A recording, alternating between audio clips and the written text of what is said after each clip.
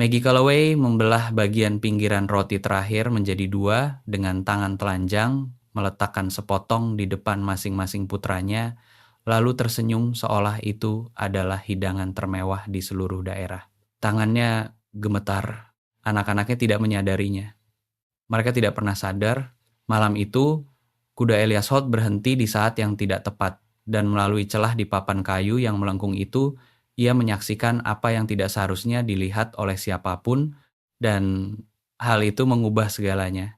Jika cerita ini menyentuh hati Anda, silakan klik tombol langganan, tuliskan kota asal Anda di kolom komentar agar saya tahu seberapa jauh kisah ini telah bertualang, dan tetaplah bersama kami hingga kata terakhir. Anda pasti tidak ingin melewatkannya. Pinggiran roti itu menimbulkan bunyi kering dan hampa saat Maggie Calloway meletakkannya di atas peti kayu yang mereka gunakan sebagai meja. Ia telah menyimpannya sejak pagi, membungkusnya dengan satu-satunya kain bersih yang dimilikinya, menjaganya dari hawa dingin yang merayap masuk melalui celah papan gubuk yang melengkung seperti tamu tak diundang yang tak pernah pergi. Di luar, angin kencang bertiup menusuk tulang. Di dalam, dua anak laki-laki kecil duduk menunggu dengan kesabaran yang hanya bisa diajarkan oleh rasa lapar kepada anak-anak. Tom berusia 10 tahun. Ia duduk dengan punggung tegak, tangan terlipat di pangkuan, memandangi ibunya dengan tatapan mata yang mendewasa terlalu cepat. Hank berusia 6 tahun, dan ia masih suka mengayun-ayunkan kakinya saat duduk diam, menggumamkan lagu-lagu kecil tanpa arti, masih mempercayai apapun yang dikatakan ibunya tentang dunia. Tom sudah mulai tidak mempercayai beberapa hal. Ia hanya tidak mengatakannya saja. Maggie membelah roti itu menjadi dua. Bagian kulitnya remah di pinggiran. Ia menata kedua potongan itu di atas piring kaleng seolah-olah itu adalah sesuatu yang sangat berharga. Karena bagi dirinya, memang begitulah adanya. Ia telah mengikis sisa lemak sosis terakhir dari wajan 3 hari yang lalu. Kentang sudah habis. Yang tersisa hanyalah ini. 2 potong kecil roti keras, segenggam kulit kentang yang direbus hingga empuk, dan keteguhan hati seorang ibu yang sama sekali menolak untuk membiarkan anak-anaknya melihatnya hancur. Nah, ini dia katanya, dan suaranya terdengar hangat dan mantap bagai dentang lonceng gereja. Makan malam yang lezat untuk anak-anakku yang baik. Tom melihat ke piring, ia menatap ibunya. Ibu tidak makan? Ibu sudah makan banyak tadi sayang. Ini semua untuk kalian berdua. Hank mengambil bagian rotinya dan menggigitnya. Matanya terpejam seolah rasanya luar biasa lezat. Mungkin baginya memang begitu. Ia berusia 6 tahun dan ibunya mengatakan itu enak dan ia mempercayainya sebagaimana seorang anak berusia 6 tahun mempercayai ibunya sepenuhnya tanpa syarat, tanpa bayang-bayang keraguan yang biasa menyelinap ke dalam hati manusia seiring bertambahnya usia. Tom tidak makan. Ia terus memperhatikannya. Ibu berbohong, katanya lirih. Tanpa nada menuduh, hanya sebuah kenyataan pahit dan sedih dari seorang anak laki-laki yang telah melihat ibunya berbohong untuk melindunginya selama 11 bulan berturut-turut. Thomas Calloway, ibu belum makan sejak kemarin pagi. Bahkan mungkin sebelum itu, ia mendorong rotinya kembali ke arah ibunya. Ambil setengahnya. Ibu tidak mau. Ibu, Tom. Suara ibunya merendah. Hanya satu kata, namun membawa begitu banyak beban. Kata itu membawa nama mendiang ayahnya yang terkubur di pemakaman umum. Kata itu membawa perjalanan kereta kuda selama 2 hari ke selatan dengan sisa uang yang mereka miliki.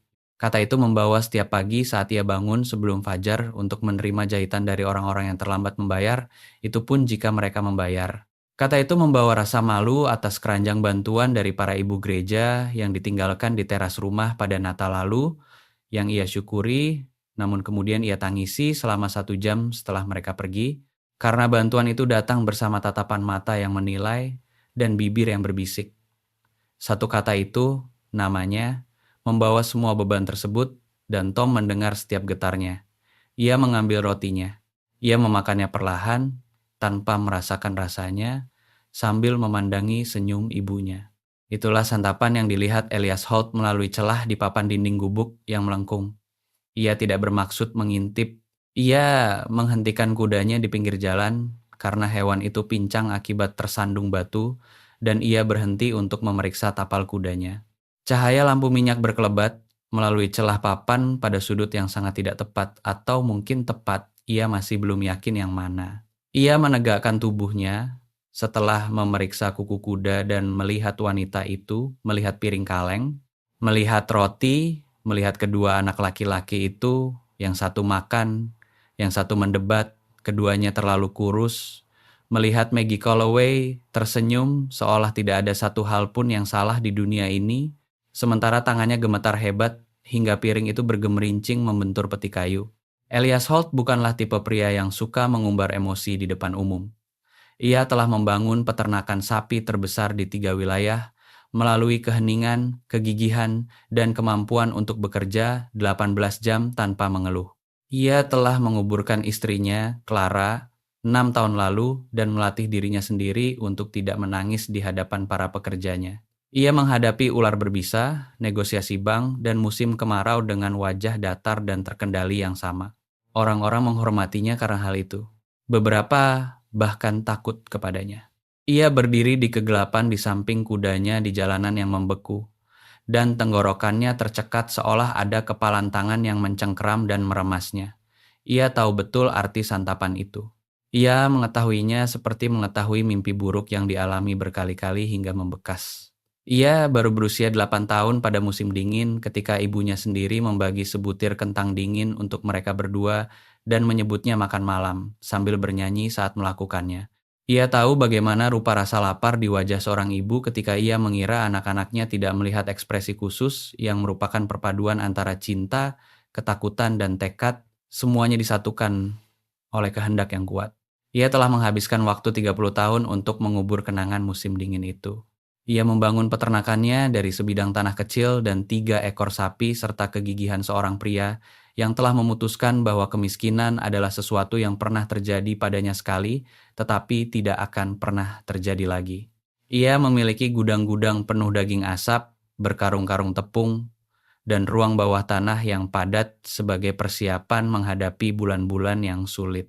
Ia memiliki lebih dari yang bisa ia gunakan, lebih dari yang bisa dihabiskan oleh satu orang pria, seorang pengurus rumah tangga, dan beberapa pekerja peternakan dalam 2 musim dingin. Ia berdiri di sana menyaksikan seorang wanita memberi makan anak-anaknya dengan pinggiran roti, dan berpura-pura itu adalah sebuah perjamuan besar dan ia tidak bisa bergerak. Hank menertawakan sesuatu. Suaranya terdengar menembus papan dengan jelas dan ceria, tawa seorang anak kecil yang lepas dan murni. Wajah Maggie berubah ketika mendengarnya, sesuatu dalam dirinya melepaskan ketegangan yang tertahan, dan ia pun ikut tertawa lirih dan tulus, lalu merangkul anaknya ke sisinya dan mencium puncak kepalanya. Elias memutar kudanya dan berkuda pulang tanpa mengeluarkan suara. Ia tidak memakan makan malamnya. Pengurus rumah tangganya, Clara Webb, telah menyajikan daging sapi panggang, kacang-kacangan, roti jagung, dan stoples plum awetan. Namun ia hanya duduk di meja panjang di ruang makannya yang kosong, memandanginya lalu mendorongnya menjauh. Tuan Holt. Clara muncul di ambang pintu. Ia berusia 62 tahun dan telah bekerja dengannya selama 4 tahun serta telah belajar memahami gelagat pria itu seperti para wanita desa memahami perubahan cuaca. Ada yang salah dengan makanannya? Makanannya enak. Ia berdiri, saya hanya tidak lapar. Clara tidak mendebat. Ia sudah paham akan hal itu. Elias pergi ke ruang kerjanya dan duduk di dekat jendela dalam kegelapan, memikirkan tentang piring kaleng, pinggiran roti yang patah, seorang anak laki-laki yang mengatakan ibunya berbohong, dan seorang ibu yang menatap mata anaknya sambil mempertahankan senyumnya dengan kedua belah tangan. Ia sudah berada di toko kelontong Mercer sebelum toko itu buka keesokan paginya. Walt Mercer mendapatinya sedang menunggu di tangga ketika ia datang untuk membuka kunci pintu toko dengan tas pelana tergantung di bahunya, dan Walt cukup bijaksana untuk tidak mengajukan pertanyaan. Elias membeli telur yang dikemas dalam jerami, sekarung tepung seberat 5 kilo, daging asap, daging asin, 6 buah kentang tanpa ada bagian yang busuk, 2 kaleng susu, apel kering, dan sebungkus kecil gula. Ia membayar tanpa banyak bicara dan memasukkan semuanya ke dalam keranjang anyaman terbesar yang dimilikinya, membungkusnya dengan kain bersih dan mengikatnya dengan tali rami tanpa surat. Ia sempat memikirkan untuk menulis surat, namun mengurungkan niatnya. Sebuah surat akan membuat tindakan ini berpusat pada dirinya. Ini bukan tentang dia. Langit hitam tanpa bintang ketika ia memasang pelana pada kudanya. Hawa dingin saat itu sangat mematikan. Jenis hawa dingin yang menyelinap di sela-sela baju hangat Anda, menetap di tulang-tulang Anda dan tidak mau pergi. Ia mengambil jalan belakang yang belum pernah ia lalui sebelumnya, mendekati gubuk itu dari arah timur di mana sebuah gang membentang di antara dua petak tanah kosong di saat belum ada orang yang beraktivitas. Cerobong asap gubuk itu dingin, tidak ada asap. Wanita itu sedang menghemat kayu bakar, menggunakan setiap potongnya dengan sangat irit sebagaimana ia menghemat hal-hal lainnya. Pikiran itu membuat rahang Elias mengencang dan ketegangan itu tidak kunjung hilang. Ia turun dari kuda dengan perlahan, meletakkan keranjang di depan pintu, merapikan kain pembungkusnya agar tidak tertiup angin. Tangannya gemetar, meskipun ia meyakinkan dirinya sendiri bahwa itu karena hawa dingin. Ia berdiri di sana sesaat terlalu lama menatap keranjang di teras rumah wanita itu, lalu ia kembali ke kudanya dan berkuda pulang. Matahari baru saja terbit ketika ia melepas pelana di dalam kandang. Ia berdiri beberapa saat di tengah cahaya yang mulai benderang, mendengarkan derap kuda di dalam sekat kandang mereka, dan teringat akan sekarung tepung yang tiba-tiba muncul di teras rumah ibunya pada musim dingin, saat ia berusia 8 tahun tanpa surat, tanpa nama, hanya 25 kilo tepung yang menjaga mereka tetap bertahan hidup sampai mencairnya es di musim semi membawa lapangan pekerjaan. Ia menghabiskan waktu 20 tahun bertanya-tanya siapa yang meninggalkannya. Ia menghabiskan 30 tahun berikutnya dengan harapan ia bisa menjadi jenis pria yang dapat melakukan hal yang sama untuk orang lain. Grady Sims, mandornya, mendapatinya masih berdiri di dalam kandang 1 jam kemudian. Grady berusia 60 tahun, berwajah legam karena matahari, dan telah berpengalaman mengurus ternak di berbagai wilayah. Ia tidak mengatakan apa-apa, hanya datang dan berdiri di samping Elias lalu menunggu. Ada yang kau butuhkan, Grady? Tidak. Pria tua itu menarik tepi topinya ke bawah. Hanya saja, Anda terlihat seperti pria yang sedang memikirkan hal-hal berat. Saya baik-baik saja. Grady meliriknya dari samping. Saya tidak bilang Anda tidak baik-baik saja. Ia berjalan keluar. Elias berdiri di sana beberapa saat lagi, lalu ia masuk untuk mulai bekerja. Ia melakukan pencarian informasi dengan sangat hati-hati selama 2 hari berikutnya. Walt Mercer menata kaleng-kaleng kopi dan berbicara tanpa perlu banyak dipancing. Janda Calloway itu pindah ke sini musim semi lalu setelah suaminya meninggal. Kecelakaan kerja di tempat penggergajian kayu di wilayah utara. Kudengar dia punya keluarga di daerah selatan, tapi setauku tidak ada di sini. Dia datang ke sini untuk membeli roti sisa kemarin jika punya uang koin. Wanita yang punya harga diri tinggi selalu membayar apa yang dia utang. Di toko pakan ternak, ia mendapatkan sisa cerita dari seorang pria bernama Reed yang terlalu banyak bicara dan terlalu sedikit berpikir.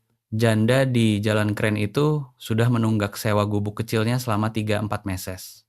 Hollis yang punya gubuk itu, dan saya menyebutnya gubuk dengan sangat longgar, dia sudah cukup sabar. Kudengar dia tidak akan sabar lebih lama lagi. Wanita itu menerima jahitan, tapi tidak ada cukup pekerjaan seperti itu di kota sekecil ini untuk memberi makan 2 anak laki-laki. Elias membeli benih tanaman yang sebenarnya tidak ia butuhkan lalu pergi.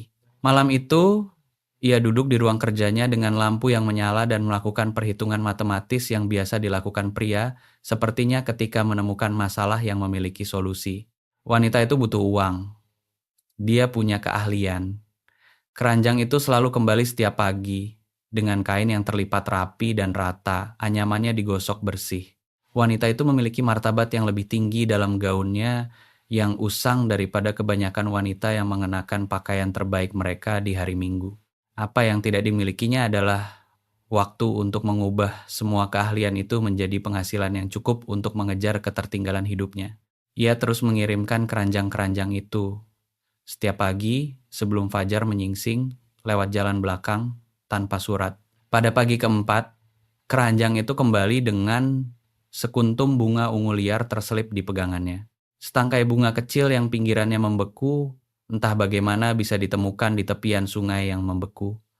Elias memegang bunga itu di tangannya yang kasar untuk sesaat yang lama, berdiri di dalam kandang yang dingin dan tidak tahu harus berbuat apa dengan perasaan yang ditimbulkannya.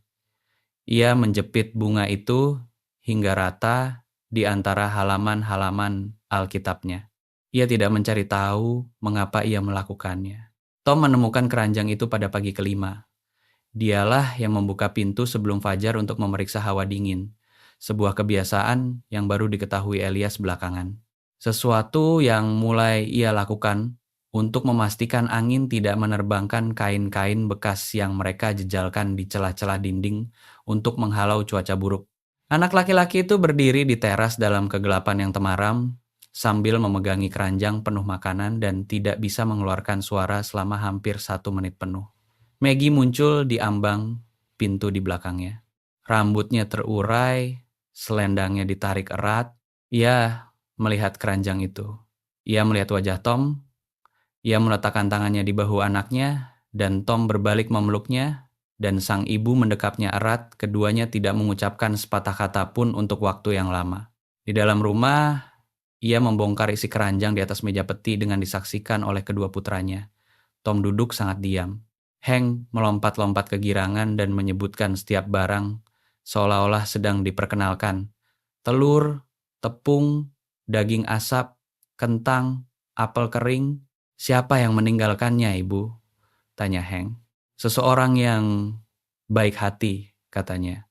Mengapa? Karena beberapa orang di dunia ini memang baik, Hank, dan terkadang kebaikan datang dari tempat yang tidak kau duga. Ia melihat bungkusan kecil gula dan mengatupkan bibirnya rapat-rapat sebelum berbicara lagi. Nah, bagaimana kalau kita membuat sarapan yang layak? Tom tidak mengatakan apa-apa. Ia mengambil sebutir telur dan membolak-baliknya di tangan seolah telur itu terbuat dari kaca. Minggu kedua, Elias mengukir sebuah mainan kuda kayu dan meninggalkannya terselip di antara kentang-kentang. Ia melakukannya di tengah malam, duduk di meja kerjanya dengan sebuah lampu, sebalok kayu pinus, dan sebilah pisau kecil, bekerja sampai bentuknya halus dan serat kayunya terlihat bersih. Ia tidak terlalu memikirkan mengapa ia melakukannya.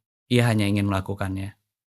2 hari kemudian, Hank memberi nama kuda itu Guntur. Elias mengetahui hal ini sebagaimana ia mengetahui segalanya melalui potongan-potongan kejadian.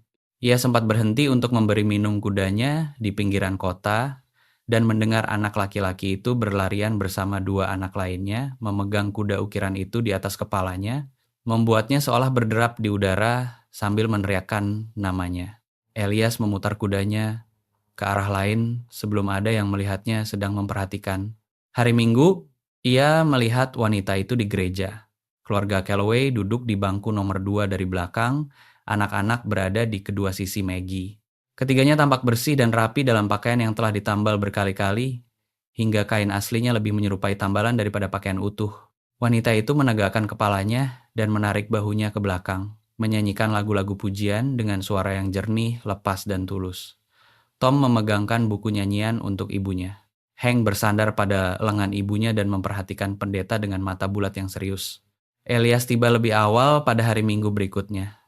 Ia meyakinkan dirinya sendiri bahwa itu karena Grady membutuhkan kereta kuda pagi itu sehingga waktunya berbeda. Ia duduk di tempat di mana ia bisa melihat pintu masuk. Clara Webb menyadarinya, wanita itu tidak mengatakan apa-apa sampai hari Kamis, saat ia menyajikan sarapannya dengan keheningan khusus yang berarti ia sedang menimbang apakah akan berbicara atau tidak. Kemudian ia berbicara, "Anda terlihat berbeda belakangan ini, Tuan Holt." Elias mendongak dari kopinya. "Berbeda bagaimana?" "Lebih ceria." Clara menuangkan kembali kopinya. "Tidak bisa bilang lebih dari itu, hanya terasa lebih ringan." Elias tidak menjawab. Clara tidak mendesak. Pada pagi hari di minggu ketiga, ia tiba terlalu cepat. Langit masih lebih banyak menyajikan warna hitam daripada abu-abu, dan ia salah memperkirakan waktu karena berkuda terlalu cepat demi menghindari fajar. Ia baru saja meletakkan keranjang di tangga dan berbalik menuju kudanya ketika pintu terbuka. Ia membeku. Maggie Calloway berdiri di ambang pintu dengan gaun tidurnya dan selendang wol, bertelanjang kaki di atas papan teras yang membeku, menyipitkan mata menembus kegelapan. Elias berada 6 kaki darinya. Ia hanya punya waktu sekitar 2 detik sebelum cahaya abu-abu yang mulai benderang akan memperlihatkan wajahnya dengan jelas. ia langsung merunduk di balik kudanya, menempelkan punggungnya pada bagian samping hewan itu. Jantungnya berdegup begitu kencang hingga ia yakin wanita itu bisa mendengarnya. Wanita itu berdiri di teras. Ia melihat ke kiri dan ke kanan. Kemudian ia melihat ke arah keranjang. Ia membungkuk dan mengangkatnya dengan kedua tangan, lalu membuka kain penutupnya. Suara yang dikeluarkannya sebuah desahan kecil yang lembut dan tak tertahankan, nyaris tak terdengar menembus dada Elias dan menetap di sana. Wanita itu membawa keranjang itu ke dalam. Pintu tertutup. Elias berdiri dari balik kudanya di tengah fajar yang mulai menyingsing.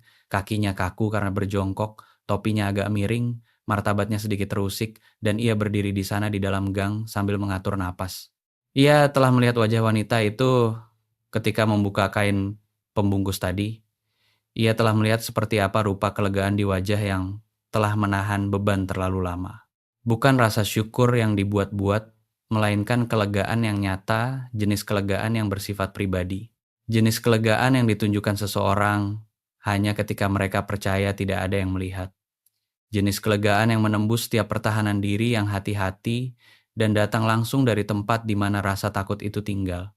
Wanita itu bukanlah orang yang meminta belas kasihan, dia bukan sebuah kewajiban.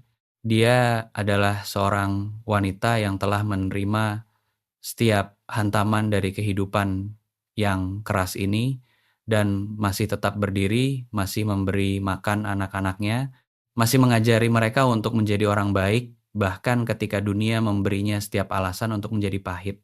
Elias berkuda pulang di tengah cahaya yang mulai benderang dan tahu dengan kepastian mutlak dari seorang pria yang tidak membohongi dirinya sendiri bahwa ada sesuatu yang telah bergeser secara permanen di dalam dirinya dan bahwa tidak ada hal yang mudah mengenai minggu-minggu atau bulan-bulan ke depan dan ia sudah melangkah terlalu jauh untuk berbalik arah bahkan jika ia menginginkannya. Ia tidak menginginkannya. Surat itu datang pada pagi ke-18. Terselip di dalam keranjang yang dikembalikan. Kertasnya kasar, tulisan tangannya hati-hati dan lambat. Tulisan tangan dari seseorang yang tidak memiliki banyak kesempatan berlatih. Ia berdiri di dalam kandang dan membacanya 2 kali. Untuk sahabatku yang tak dikenal, Anda telah menopang hidup kami. Saya tidak tahu bagaimana harus menyampaikan apa arti semua ini bagi kami, selain mengatakan bahwa anak-anak saya bisa tidur dengan perut kenyang untuk pertama kalinya dalam beberapa bulan terakhir, dan saya telah meneteskan lebih banyak air mata rasa syukur daripada yang saya tahu saya miliki. Tuhan tahu siapa Anda meskipun saya tidak tahu. Semoga Dia membalas semua yang telah Anda berikan kepada kami 1000 kali lipat.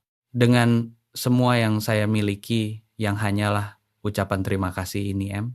Ia melipat surat itu dan memasukkannya ke dalam saku bagian dalam baju hangatnya, tepat di dadanya, dan memakainya di sana sepanjang hari. Sore itu, Grady mendapatinya sedang duduk di atas pagar pembatas padang rumput sebelah utara saat matahari terbenam, bukan tempat yang biasa diduduki seorang peternak kecuali jika ada sesuatu yang sangat membebani pikirannya. Grady bersandar pada pagar di sampingnya, dan mereka bersama-sama menyaksikan sisa-sisa cahaya meninggalkan langit. "Bos," kata Grady setelah beberapa saat, "jangan mulai. Saya belum bilang sepatah kata pun, kau baru saja akan mengatakannya." Pria tua itu terdiam sesaat. "Seorang wanita di kota," katanya. Bukan sebuah pertanyaan. Elias tidak mengatakan apa-apa. Grady mendorong tubuhnya menjauh dari pagar. "Ya," katanya, "kira saya Anda akan bisa menyelesaikannya." Ia berjalan kembali menuju pondok pekerja dan meninggalkan Elias sendirian di bawah langit yang kian menggelap, dengan surat yang terlipat di dadanya, dan beban tersendiri dari seorang pria yang telah lama menyendiri dan baru mulai memahami berapa harga yang harus dibayar untuk itu. Bintang-bintang bermunculan satu persatu, peternakan di bawahnya tampak makmur, tenang, dan benar-benar kosong. Ia tetap berada di atas pagar, sampai hawa dingin memaksanya masuk ke dalam rumah. Masalah itu datang pada hari Selasa seperti kebanyakan masalah lainnya, datang dengan tenang, biasa saja, dan menyamar dalam rupa percakapan biasa. Elias pergi ke toko Mercer untuk membeli kopi dan keluar membawa kopi, 1,5 kilo sosis asap, sepotong besar keju keras, dan sekaleng sirup gula yang tidak ada satupun yang berniat ia beli saat berjalan masuk tadi. Walt Mercer menghitung semuanya tanpa komentar, namun Agnes Pruitt sedang berdiri di konter kain yang jaraknya tidak sampai 6 kaki dari sana, dan Agnes Pruitt memiliki telinga setajam kucing dan mulut bagai aliran sungai yang tidak tahu bagaimana cara berhenti mengalir. Elias tidak memikirkan hal itu. Ia menaikkan barang-barang belanjaannya, mengikat tas pelana, dan berkuda kembali ke peternakan. Hari Kamis, Grady sudah menunggunya di depan pintu kandang dengan topi di tangannya, yang tidak pernah menjadi pertanda baik. Bos, pria tua itu memutar-mutar pinggiran topinya dengan jari-jarinya, mendengar beberapa selentingan di kotak. Mengira Anda harus tahu sebelum suaranya menjadi lebih keras. Elias menarik pelana kudanya. Selentingan macam apa? Jenis selentingan Agnes Pruitt. Grady mengenakan kembali topinya ke kepala. Dia menceritakan kemana-mana bahwa Anda telah membeli banyak persediaan makanan telur, tepung, sosis, dan semacamnya. Orang-orang mulai menghubungkan berbagai hal. Biarkan saja mereka menghubungkannya. Beberapa orang mengatakan Anda menyembunyikan seorang wanita di suatu tempat. Yang lain mengatakan Grady mengambil jeda. Yang lain mengatakan wanita itu adalah janda Calloway, bahwa Anda telah membantunya tanpa memberitahu siapapun. Elias menggantungkan pelana di raknya. Ia tidak menjawab. Ada perbedaan pendapat tentang hal itu, lanjut Grady. Beberapa orang menganggap itu adalah tindakan umat Kristiani yang terpuji. Yang lain mengatakan itu tidak pantas. Pria kaya, janda muda, tidak ada yang tahu tentang hal itu. Ia mendeham. Agnes Pruitt berada di kubu kedua. Jika Anda ingin tahu, saya tidak ingin tahu. Elias mengambil sisir sikat kuda dan mulai membersihkan kudanya. Orang-orang bebas berpikir apa saja yang mereka suka. Grady memperhatikannya sesaat. Janda itulah yang akan menerima dampak terburuknya, bos. Anda tahu itu. Pria seperti Anda, gunjingan akan berlalu begitu saja. Wanita seperti dia. Ia tidak menyelesaikannya. Ia tidak perlu melakukannya. Elias menggerakkan sisir dengan tarikan panjang dan lambat dan tidak mengatakan apa-apa untuk beberapa saat. Kemudian ia berkata, "Saya tahu." Grady mengangguk sekali lalu pergi. Malam itu, Elias duduk di meja kerjanya dan menatap keranjang yang sudah terisi penuh di dekat pintu, siap untuk perjalanan pagi hari, dan memikirkan apa yang dikatakan mandornya. Ia tahu Grady benar. Ia sudah mengetahuinya jauh di lubuk hatinya. Cara Anda mengetahui sesuatu yang tidak ingin Anda hadapi secara langsung, bisik-bisik itu tidak akan menyentuhnya. Ia adalah Elias Holt, pemilik tanah luas, peternakan sapi terbesar di wilayah ini, dengan reputasi selama 30 tahun yang dibangun batu demi batu. Gosip akan mental dari pria sepertinya. Namun gosip tidak akan mental dari wanita seperti Maggie Calloway. Gosip itu akan menempel pada mereka, menetap, dan mengumpulkan lebih banyak desas-desus sampai menjadi beban yang jauh lebih berat dari awalnya.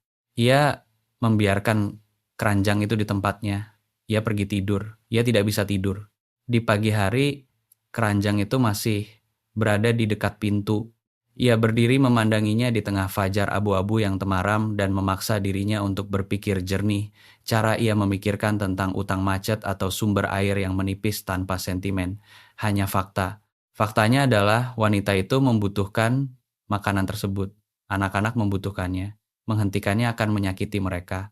Melanjutkannya akan menimbulkan jenis rasa sakit yang berbeda.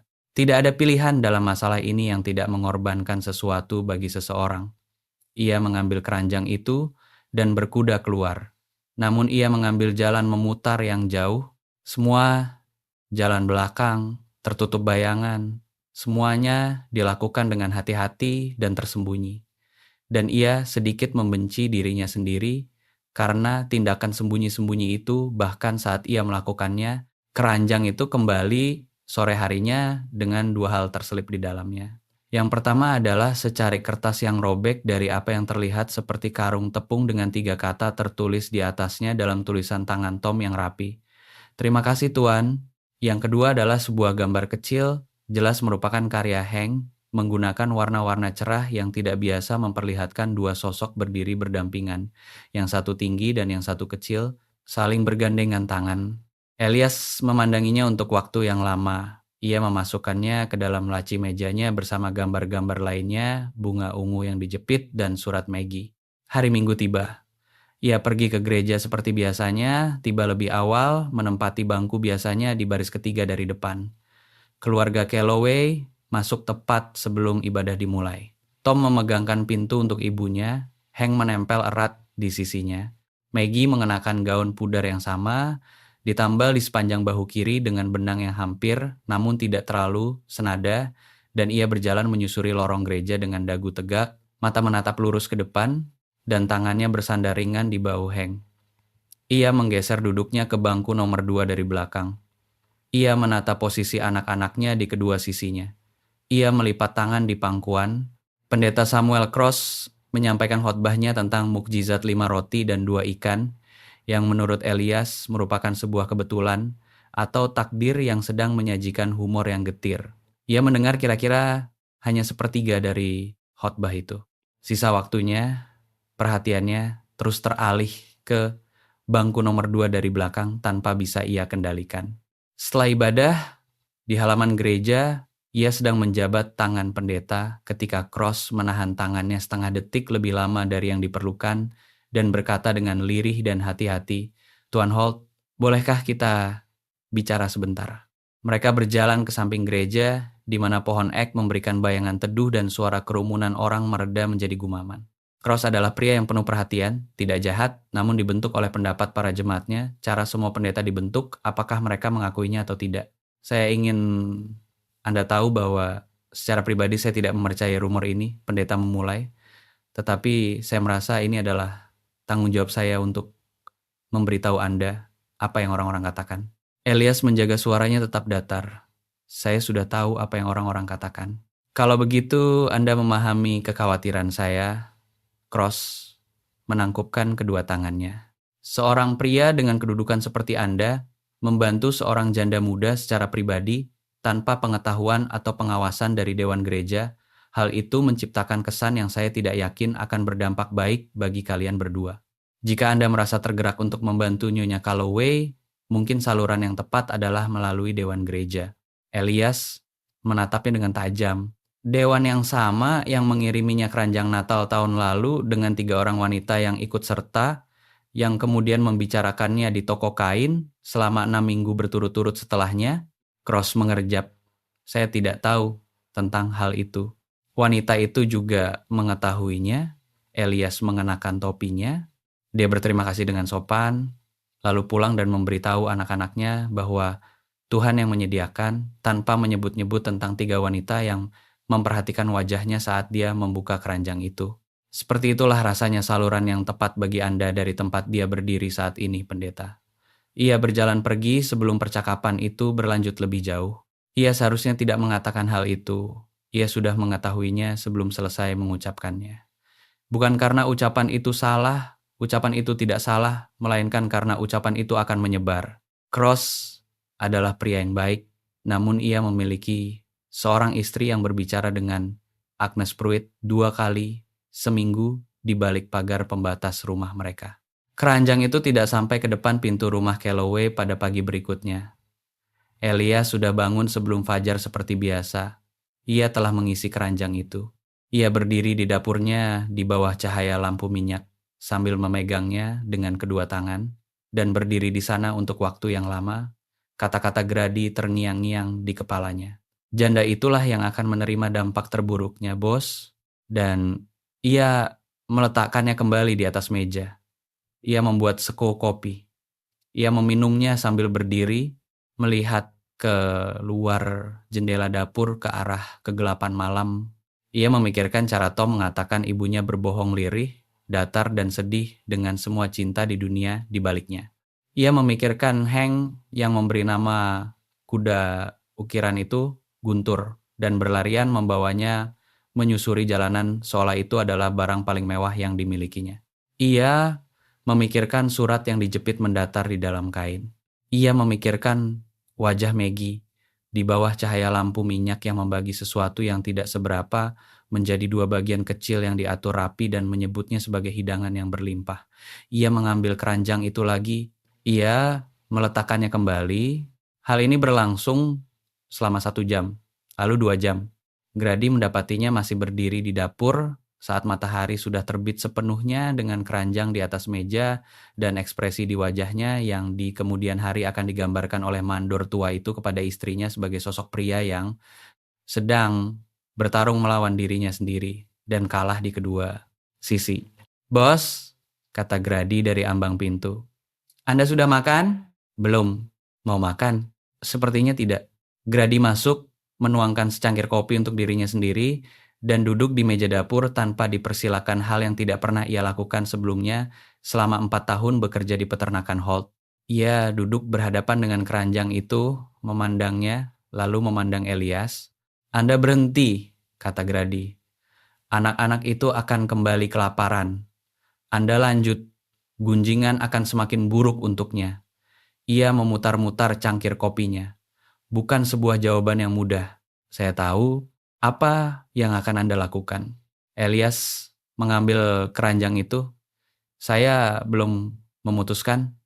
Grady memperhatikannya berjalan keluar menuju kandang.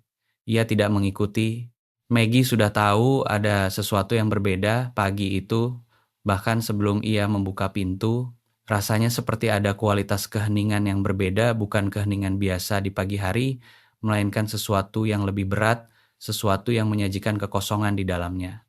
Ia sudah terjaga sejak jam 4, berbaring di sudut bertirai yang digunakannya sebagai kamar tidur, mendengarkan deru napas anak-anaknya dalam tidur mereka, dan melakukan perhitungan matematika yang selalu ia lakukan setiap pagi sebelum ia membiarkan dirinya memikirkan hal lain. Apa yang tersisa, apa yang diutang, seberapa jauh barang yang ada bisa mencukupi. Ia membuka pintu dan teras rumahnya kosong. Ia berdiri di sana di tengah hawa dingin dengan kaki hanya berkaus kaki dan menatap papan kayu yang kosong itu untuk waktu yang lama. Hawa dingin merayap naik menembus kain wol dan masuk ke telapak kakinya, namun ia tidak bergerak. Tom muncul di belakangnya. Ia melihat melewati ibunya ke arah teras yang kosong dan tidak mengatakan apa-apa. Ia hanya datang dan berdiri di samping ibunya di ambang pintu, bahunya hampir sejajar dengan bahu ibunya, dan mereka bersama-sama menatap teras yang kosong itu dalam keheningan. "Mungkin besok," katanya. Tom tidak menjawab. Ia membuatkan anak-anaknya pancake dari sisa tepung terakhir, dan ia sendiri tidak makan, tersenyum sepanjang sarapan, sementara Hank bercerita tentang apa yang ia dan Guntur lakukan kemarin. Guntur melompati sebuah sungai, tampaknya, dan memenangkan sebuah balapan, dan secara umum merupakan kuda paling berani di seluruh wilayah ini. Tom memakan pancaknya dengan hati-hati, seolah sedang menjatahnya, dan memang begitulah adanya. Ia mempelajari hal itu dari memperhatikan ibunya. Setelah sarapan, Maggie duduk di meja peti dengan jahitan di pangkuannya dan memaksa dirinya untuk berpikir realistis. Ia masih punya telur. Ia punya setengah toples kacang kering. Ia punya lebih banyak daripada yang dimilikinya 6 minggu lalu sebelum keranjang-keranjang itu mulai datang, karena ia telah berhati-hati menghemat apa yang dibawa keranjang itu, menyimpan sedikit sebagai persiapan jika suatu hari bantuan itu berhenti. Ia sudah tahu, bukan, bahwa bantuan itu akan berhenti. Segala sesuatu pada akhirnya akan berhenti. Ia sudah mengetahuinya dan bersiap menghadapinya, dan ia akan baik-baik saja. Ia menusukkan jarum dan memutuskan benang lalu memulainya lagi. Ia akan baik-baik saja. Mereka akan baik-baik saja. Ia berhasil bertahan sebelum ada jiwa tak dikenal yang mulai meninggalkan kelimpahan di depan pintunya, dan ia akan berhasil bertahan setelah ini berlalu. Dia adalah Margaret Calloway, dan dia tidak akan hancur hanya karena teras rumah yang kosong. Ia menusukkan jarum lagi. Benangnya putus lagi. Ia meletakkan jahitannya, menutupi wajahnya dengan kedua belah tangan, dan duduk di sana dalam keheningan selama tepat 60 detik, membiarkan dirinya merasakan beban dari semua itu.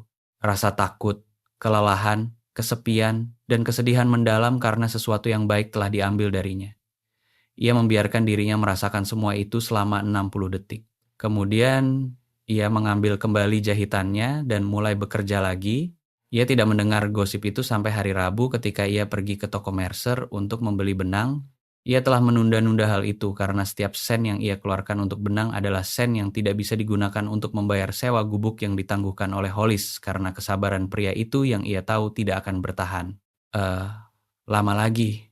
Ia masuk membawa uang koin yang pas dan daftar belanjaan yang spesifik serta niat untuk masuk dan keluar toko dalam waktu kurang dari 5 menit.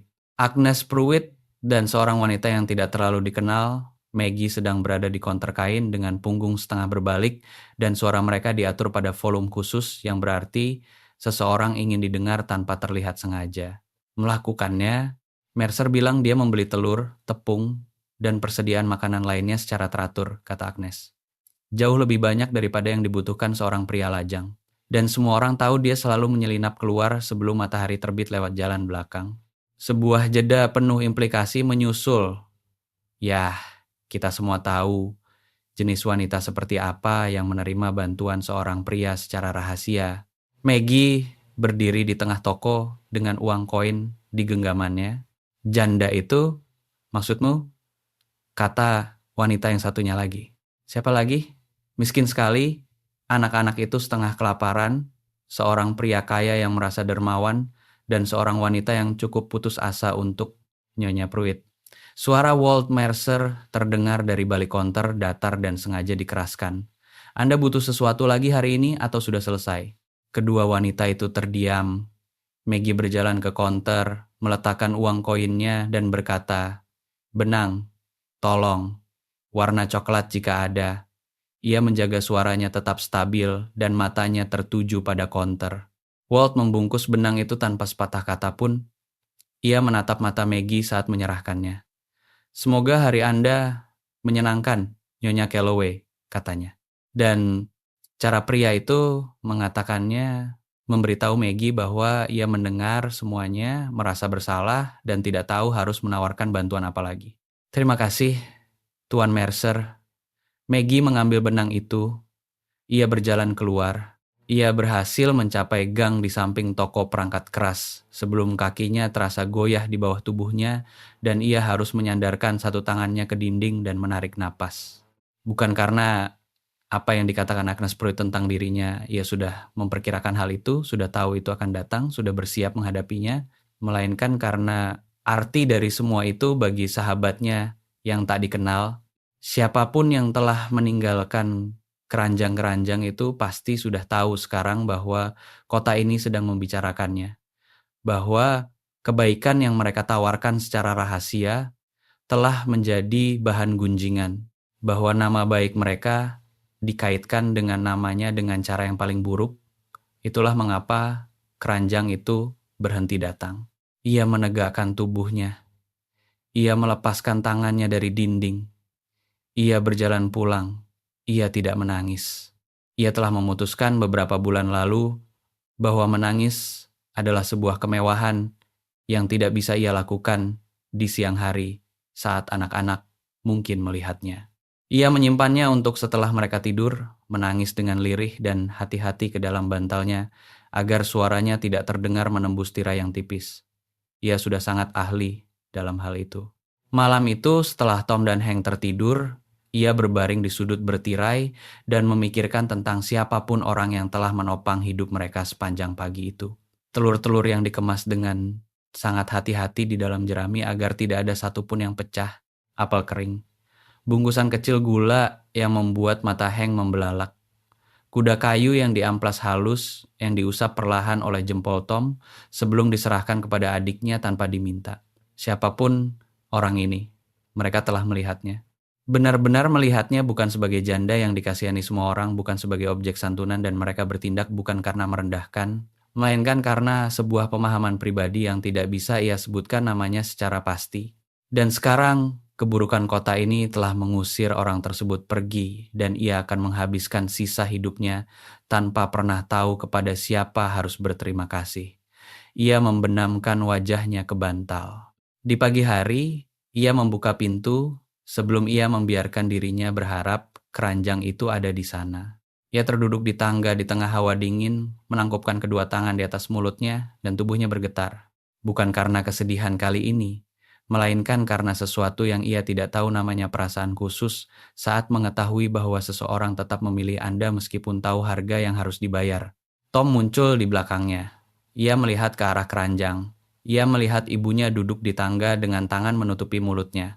Ia duduk di samping ibunya, menyandarkan bahunya pada bahu ibunya, dan tidak mengatakan apa-apa karena Tom Calloway memahami di usianya yang baru 10 tahun bahwa beberapa momen tidak membutuhkan kata-kata, hanya kehadiran. Mereka duduk di tangga di pagi hari yang dingin bersama-sama, ibu dan anak, memandangi keranjang itu dan menarik napas. Di dalam kain pembungkus di bawah telur, tepung, dan daging asin, Hank menemukan ukiran kayu kedua. Seekor burung kecil dengan sayap terkembang. Serat kayunya terlihat bersih di kayu itu, sehalus batu sungai. Ia mengangkatnya dan memandangnya, lalu berkata dengan kepastian mutlak, yang ini namanya harapan. Maggie mendengarnya mengatakannya dari seberang ruangan dan harus berbalik membelakangi mereka, memandangi dinding sesaat sebelum ia bisa mengendalikan wajahnya lagi. Tom mengambil burung itu setelah Hank meletakkannya dan membolak-baliknya di tangan. Ia melihat ke arah punggung ibunya. Ia melihat ke arah pintu. Ia berusia 10 tahun dan ia telah menghabiskan sebagian besar tahun ini menyaksikan ibunya memikul beban yang lebih berat daripada yang sanggup dipikul oleh satu orang manusia. Dan ia memiliki kebiasaan ayahnya. Menjadi sangat diam dan tenang saat sedang memikirkan sesuatu sampai tuntas. Ibu, katanya. Ibunya berbalik. Saat kita tahu siapa orangnya, katanya dengan hati-hati dan terukur, seolah sedang mengumumkan sesuatu yang sudah diputuskan, aku akan menjabat tangannya. Maggie memandangi putranya rahang ayahnya, matanya sendiri, martabat khusus dari seorang anak yang telah belajar terlalu muda, bahwa dunia ini keras namun memilih untuk tetap menjadi orang baik, dan ia berkata, ibu juga, sayang, ibu juga. Minggu keempat, membawa cuaca mencair yang tidak dipercayai oleh siapapun. Es di tepian sungai melunak di siang hari dan membeku kembali lebih keras di malam hari. Jenis musim semi palsu yang disajikan oleh alam sebagai pengingat bahwa tanah ini tidak berutang apapun kepada Anda dan tidak pernah berutang. Elias mengurus peternakan melewati cuaca itu dengan intensitas khusus dari seorang pria yang memiliki terlalu banyak hal di dalam kepalanya dan menggunakan tangannya untuk mengaturnya. Ia memperbaiki pagar yang sebenarnya tidak perlu diperbaiki. Ia merapikan kembali ruang peralatan sebanyak 2 kali. Ia berkuda ke padang rumput sebelah utara memeriksa sapi-sapi yang sebenarnya sudah diperiksa oleh Grady dan tidak menemukan masalah apapun, hal yang sudah ia ketahui sebelum ia berkuda keluar. Clara Webb memperhatikannya dari jendela dapur dan tidak mengatakan apa-apa. Ia telah bekerja untuk cukup banyak pria penyendiri untuk tahu perbedaan antara pria yang ingin ditinggalkan sendiri dan pria yang kesepian dan tidak ingin menyendiri lagi. Elias Holt telah menyeberang dari kondisi pertama ke kondisi kedua pada bulan lalu, dan penyeberangan itu meninggalkan bekas pada dirinya yang terlihat dari posisi bahunya dan caranya duduk saat makan malam, menatap dinding seberang alih-alih piring jatah makanannya. Clara menambahkan sepotong roti jagung ekstra ke piringnya pada Selasa malam tanpa komentar. Elias memakannya tanpa menyadari hal itu. Clara menganggap hal itu sebagai sebuah kemajuan. Masalah dengan Hollis sampai ke telinga Elias pada hari Kamis melalui Grady, cara sebagian besar hal sampai kepadanya disaring melalui penyampaian Grady yang datar dan menghilangkan hal-hal yang tidak penting. Gubuk di jalan kren itu, kata Grady saat mereka sedang melepas peralatan kuda, kudengar Hollis sudah kehabisan kesabaran. Memberitahu janda itu bahwa dia punya waktu 2 minggu untuk melunasi sewa 4 bulan yang menunggak atau dia akan mengusirnya keluar. Elias menghentikan aktivitasnya. Berapa banyak? $12, kurang lebih. Itu bukan jumlah yang besar bagi pria seperti Elias. Itu bukan jumlah yang mustahil bagi seorang wanita yang menerima jahitan di kota sekecil ini. Mereka berdua mengetahuinya tanpa perlu mengatakannya. Dia sudah tahu? Tanya Elias. Hollis datang kemarin sore. Anak-anak sedang di rumah. Dia harus mendengarnya di depan mereka. Rahang Grady mengencang sedikit. Hal yang paling mendekati kemarahan yang terlihat dari dirinya. Cara yang kudengar, Tom melangkah berdiri di antara ibunya dan Hollis ketika Hollis mulai meninggikan suaranya. Anak laki-laki berusia 10 tahun, Hollis mundur, tapi 2 minggu tetaplah 2 weeks. Elias berjalan ke pintu kandang dan berdiri di sana melihat keluar ke arah kekosongan sesaat. Kau mendengar ini dari sumber yang bisa dipercaya? Walt Mercer. Dia bisa dipercaya. 2 minggu. Elias memikirkannya. Ia bisa saja membayar sewa itu secara anonim, meninggalkan uang itu di suatu tempat tanpa nama sama seperti keranjang-keranjang itu. Namun uang sebesar $12 yang muncul dari antah berantah akan memicu jenis desas-desus yang sama seperti yang sudah mulai beredar, dan itu hanya menyelesaikan masalah untuk 1 bulan. Bulan berikutnya, Hollis akan kembali lagi, bulan setelah itu juga. Pekerjaan menjahit tidak akan cukup untuk menutupi biaya sewa di samping makanan, tidak di kota sekecil ini. Tidak dengan 2 anak laki-laki yang sedang tumbuh besar. Ia kembali bekerja dan tidak mengatakan apa-apa lagi tentang hal itu, dan Grady cukup mengenalnya untuk tidak bertanya. Malam itu, Elias duduk di mejanya dengan buku kas terbuka di depannya dan tidak melihat ke buku kas tersebut. Ia melihat ke laci meja tempat gambar-gambar itu disimpan. Ia membukanya dan menggelarnya di atas meja. Gambar rumah krayon dengan asap yang tidak biasa, gambar keluarga berbentuk garis stick dengan lengan Maggie yang terentang cukup lebar untuk memeluk kedua anak laki-laki itu, coretan tebal tulisan tangan Hank di bagian belakang gambar terakhir. Sahabat kami, anak itu salah mengejanya, dan itu adalah hal terbaik yang dibaca Elias dalam beberapa tahun terakhir. Ia memikirkan Tom yang melangkah berdiri di antara ibunya dan seorang pria dewasa yang meninggikan suara. Usia 10 tahun. 10 tahun mempertahankan posisinya, naluri ayahnya bekerja di dalam dirinya meskipun ayahnya telah tiada selama 11 bulan. Ia memikirkan Maggie yang harus menahan dirinya di depan anak-anaknya saat Hollis memberitahu bahwa ia berjarak 2 minggu dari jalanan dan kemudian tetap menahan dirinya setelah Hollis pergi juga karena tidak ada momen di mana Maggie Calloway bisa berhenti menahan dirinya. Ia memasukkan kembali gambar-gambar itu. Ia menutup laci. Ia pergi tidur. Ia berbaring di sana dalam kegelapan selama 1 jam. Kemudian ia bangun, pergi ke mejanya, dan menulis 2 pucuk surat. Surat pertama ditujukan kepada pengacaranya di kota Cheyenne. Surat kedua ia segel dan tidak ia baca ulang karena jika ia membacanya ulang, ia akan mengurungkan niatnya. Ia berkuda ke kota pagi-pagi sekali keesokan harinya. Ia mengirimkan kedua surat itu di kantor pos sebelum ia sempat berubah pikiran, lalu ia berdiri di tangga kantor pos di tengah hawa dingin dan menerima bahwa hal yang baru saja ia mulai tidak bisa ditarik kembali. Apa yang terjadi berikutnya terjadi karena ia salah memperkirakan waktu pagi sebanyak 20 menit. Ia telah menjalankan pengiriman keranjangnya pada waktu yang ia yakini sebagai waktu konsisten sebelum fajar cukup gelap sehingga jalanan kosong, cukup pagi sehingga Maggie dan anak-anak masih tertidur. Ia salah tentang hal ini, setidaknya untuk seminggu terakhir. Tom Calloway adalah seorang anak yang bangun pagi dan seorang anak yang bangun pagi dengan naluri melindungi akan bangun sebelum fajar untuk mendengarkan suara-suara yang tidak seharusnya ada di sana. Anak itu telah mendengarnya selama 3 pagi berturut-turut. Langkah sepatu bot yang lembut di atas tanah yang membeku. Suara khusus dari sebuah keranjang yang diletakkan dengan hati-hati di atas papan kayu. Elias mempelajari hal ini dengan cara yang sulit pada suatu Jumat pagi, ketika ia meletakkan keranjang di tangga dan menegakkan tubuh, lalu mendapati dirinya sedang menatap Tom Calloway yang berdiri di pintu yang terbuka dengan kemeja. Tidurnya memegang lampu minyak di tangan dan mata ayahnya di wajahnya. They look at each other. Anak itu memandangnya, melihat ke arah keranjang, melihat kembali ke arahnya. Ekspresinya melewati beberapa fase dalam waktu singkat.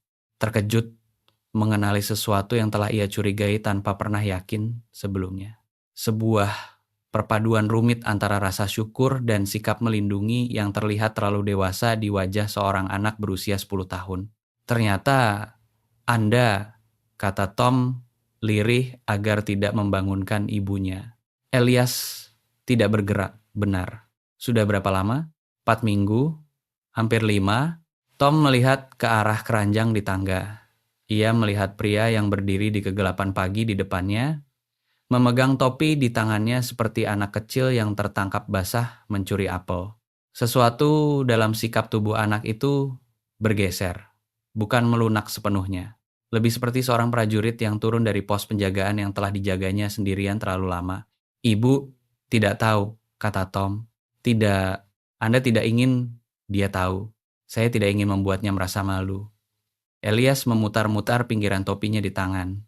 Beberapa orang lebih memilih kelaparan daripada merasa berutang budi.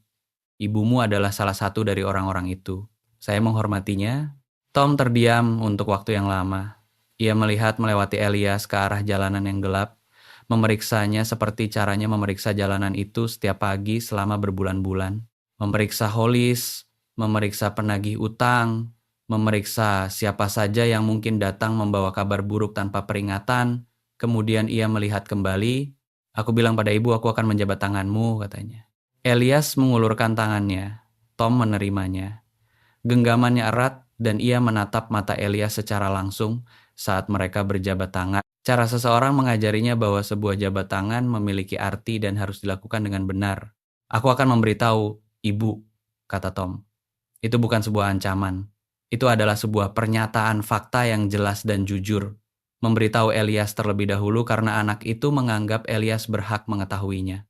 Bukan hari ini, tapi segera. Ibu perlu tahu kepada siapa harus berterima kasih.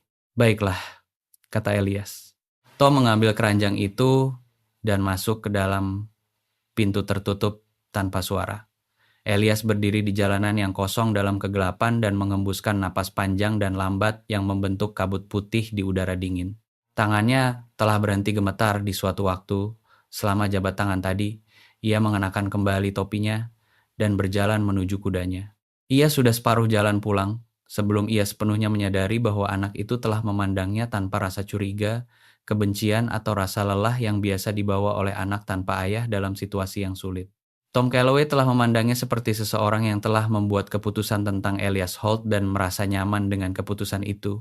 Dan entah bagaimana, hal itu terasa lebih berat untuk dipikul daripada apapun yang telah terjadi selama 5 minggu terakhir, karena itu berarti sesuatu yang belum sempat ia beri nama sudah melangkah lebih jauh dari yang ia akui. Ibadah hari Minggu tiba dan Elias tiba lebih awal seperti biasanya selama beberapa minggu ini, duduk di bangkunya di baris ketiga dari depan. Para jemaat mulai mengisi ruangan di sekitarnya. Keluarga Calloway masuk tepat sebelum lagu pujian pembuka. Maggie berjalan di depan, tangannya bersandar di bahu Hank. Tom berada setengah langkah di belakangnya dalam posisi yang jelas-jelas telah diadopsinya sebagai pos permanennya sedikit di belakang dan di sebelah kanan ibunya, tempat di mana ia bisa melihat siapa saja yang mendekat. Saat Tom masuk melalui pintu, ia melihat langsung ke arah bangku Elias, menemukannya tanpa perlu mencari-cari. Memberikan satu anggukan kecil yang sangat samar sehingga tidak ada orang lain yang akan menyadarinya lalu mengalihkan perhatiannya ke depan. Elias menghadap ke depan, menatap mimbar, dan tidak merasakan apapun yang bisa ia kendalikan selama beberapa menit berikutnya. Pendeta Cross berkhotbah tentang keberanian. Elias hanya mendengar sekitar setengahnya. Apa yang memecah keheningan bukanlah sebuah momen yang dramatis, melainkan sebuah momen yang tenang. Jenis momen yang menyelinap di bawah pertahanan Anda karena Anda sedang mengawasi sesuatu yang lebih besar. Setelah ibadah di halaman gereja, Hank Calloway terlepas dari genggaman ibunya dengan kelincahan seorang anak berusia 6 tahun yang telah menghabiskan seluruh hidupnya melatih gerakan ini, berlari 3 langkah, lalu tersandung akar pohon dan jatuh tersungkur di atas tanah yang membeku dengan kedua lututnya terlebih dahulu. Ia bangkit dengan telapak tangan yang berdarah dan ekspresi khusus dari seorang anak kecil yang sedang memutuskan secara langsung apakah luka ini cukup parah untuk ditangisi. Elias adalah orang dewasa terdekat. Ia sudah bergerak, bahkan sebelum ia membuat keputusan untuk bergerak, berjongkok di depan anak itu sambil menarik sapu tangan dari saku baju hangatnya. Coba saya lihat, katanya. Hank mengulurkan telapak jabat tangannya. Lukanya dangkal, lebih mengejutkan daripada merusak. Elias melipat sapu tangan itu dan menekannya dengan kuat. Pegang ini, katanya, kedua belah tangan. Hank memegangnya sambil mengamati Elias dengan rasa ingin tahu yang jujur dari seorang anak kecil yang belum belajar untuk berpura-pura tidak memperhatikan seseorang. Anda adalah pria peternak yang besar itu, kata Hank. Benar, Tom mengenal Anda. Kami pernah bertemu. Hank tampak menimbang hal ini. Apakah Anda punya kuda? Punya beberapa kuda sungguhan, bukan hanya kuda ukiran? Sesuatu bergetar di dada Elias. Ia menjaga wajahnya tetap tenang. Kuda sungguhan. Kau bisa datang melihatnya kapan-kapan jika ibumu mengizinkan. Wajah Hank langsung berbinar, seolah seseorang baru saja menyalakan korek api di balik matanya. Kemudian Maggie sudah berada di sana, berlutut di sisi lain Hank, tangannya memeriksa wajah putranya terlebih dahulu, lalu beralih ke sapu tangan. Ia begitu fokus pada Hank sampai-sampai ia tidak melihat ke arah Elias selama 10 detik penuh. Ketika ia mendongak, sesuatu melintas di wajahnya, ia mengenalinya dan kemudian ekspresi wajahnya berubah menjadi netral dan hati-hati. Tuan Holt, katanya. Ia sudah mengetahui namanya dari Walt Mercer mungkin, atau dari gambaran umum tentang siapa saja orang di kota ini. Nyonya Calloway. Elias berdiri, memberinya ruang untuk merawat putranya. Terima kasih. Maggie melihat ke arah tangan Hank. Dia tidak pernah melihat kemana dia berjalan. Aku melihat semuanya, lapor Hank. Aku hanya tidak selalu berhenti untuk melihatnya. Wajah Maggie berubah ketika anaknya mengatakan hal itu, sebuah senyuman nyata yang cepat dan tidak tertahankan, hilang hampir sebelum senyuman itu benar-benar merekah. Elias melihatnya dan memalingkan muka sebelum wanita itu menangkap basah dirinya sedang memperhatikan. Agnes Pruitt sedang memperhatikan dari jarak 12 kaki. Elias bisa merasakannya seperti merasakan angin dingin dari arah tertentu. Ia mengucapkan selamat tinggal dengan sopan dan berjalan ke tempat kudanya ditambatkan. Ia sedang mengencangkan tali pelana ketika ia menyadari Tom berdiri di dekatnya, tidak terlalu dekat di sampingnya, memberinya ruang agar tidak didekati secara langsung. Ibu belum tahu, kata Tom lirih, sama seperti sebelumnya. Tapi dia bertanya banyak hal kepada Walt Mercer. Hal-hal macam apa? Siapa yang tinggal di jalan mana? Siapa yang punya alasan untuk keluar rumah sebelum matahari terbit? Sebuah jeda. Ibu itu pintar, Tuan Holt. Saya tahu dia pintar. Dia akan mengetahuinya sendiri jika Anda tidak memberitahu dia terlebih dahulu. Anak itu menatapnya dengan mata tuanya, dan jika dia mengetahuinya sendiri, dia mungkin akan menerimanya dengan lebih berat. Hanya itu yang ingin kukatakan. Elias memandangi anak itu. Kau mungkin benar. Tom mengangguk sekali seolah hal itu sudah selesai dan kembali ke ibunya. Surat dari Cheyenne tiba hari Rabu. Pengacara Elias telah melakukan apa yang ia minta. Tenang, bersih, tidak ada nama yang dikaitkan dengan transaksi tersebut. Tunggakan sewa gubuk Jalan Crane telah dibayarkan melalui sebuah rekening yang membutuhkan waktu 6 bulan bagi Hollis untuk melacak pemiliknya. Itu pun jika ia mau repot-repot melakukannya, hal yang biasanya tidak dilakukan oleh pria seperti Hollis. Surat kedua yang dikirimkan Elias, surat yang tidak ia baca ulang, telah sampai kepada seorang wanita bernama Nyonya Ida Farnsworth di Laramie, yang mengelola sebuah toko gaun terhormat dan membutuhkan seorang penjahit yang terampil serta membayar dengan upah yang layak. Ia telah menyertakan sebuah surat rekomendasi yang sebenarnya tidak berhak ia tulis jika berbicara secara ketat untuk seorang wanita yang pekerjaannya hanya pernah ia lihat dari lipatan kain yang rapi dan setrikaan yang tajam pada keranjang anyaman yang dikembalikan. Ia tetap menulisnya karena ia mempercayainya. Dan karena jika Maggie Calloway menginginkan jalan keluar dari pekerjaan menjahit pinggiran di kota yang menghakimi dirinya, ia berhak mendapatkan pintu yang sudah terbuka. Apakah ia akan melangkah melewatinya? Itu sepenuhnya urusannya sendiri. Ia sedang berkuda kembali dari padang rumput sebelah timur sore itu. Surat itu terlipat di dalam baju hangatnya ketika ia melewati belokan di atas kota dan melihat wanita itu. Maggie sedang berada di jalan di bawahnya, berjalan dengan tangan Hank di genggamannya dan bungkusan kain jahitan di bawah lengmannya menuju kembali ke arah Jalan Crane. Wanita itu berjalan dengan cara yang biasa ia lakukan. Punggung tegak, kepala level, sikap tubuh khusus dari seorang wanita yang telah memutuskan bahwa martabat adalah satu-satunya hal yang tidak bisa dihilangkan oleh situasi apapun kecuali jika Anda mengizinkannya. Elias bisa saja membelokkan kudanya keluar dari jalan tersebut. Wanita itu belum melihatnya, namun ia tetap berkuda turun. Wanita itu mendengar derap kuda dan berbalik. Elias menarik tali kekang, menyentuh pinggiran topinya. Hank melihatnya dan langsung tersenyum lepas, senyuman dari seorang anak kecil yang telah memutuskan bahwa ia menyukai Anda dan tidak melihat alasan untuk menyembunyikannya. "Tuan Holt!" lapor Hank seolah sedang menyampaikan berita penting. "Kami melihat Anda di gereja." "Benar." Elias melihat ke arah Maggie, Nyonya Calloway. Tuan Holt, wajah netral dan hati-hati yang sama. Namun matanya menunjukkan hal lain, tatapan menyelidik yang biasa dilakukan orang-orang ketika sedang memecahkan teka-teki yang hampir berhasil mereka selesaikan. "Bolehkah saya membantu membawakan bungkusan itu?" Wanita itu mengerjap. "Saya bisa membawanya sendiri, terima kasih." "Saya tahu Anda bisa." Elias mengatakannya dengan sederhana, tanpa nada merendahkan.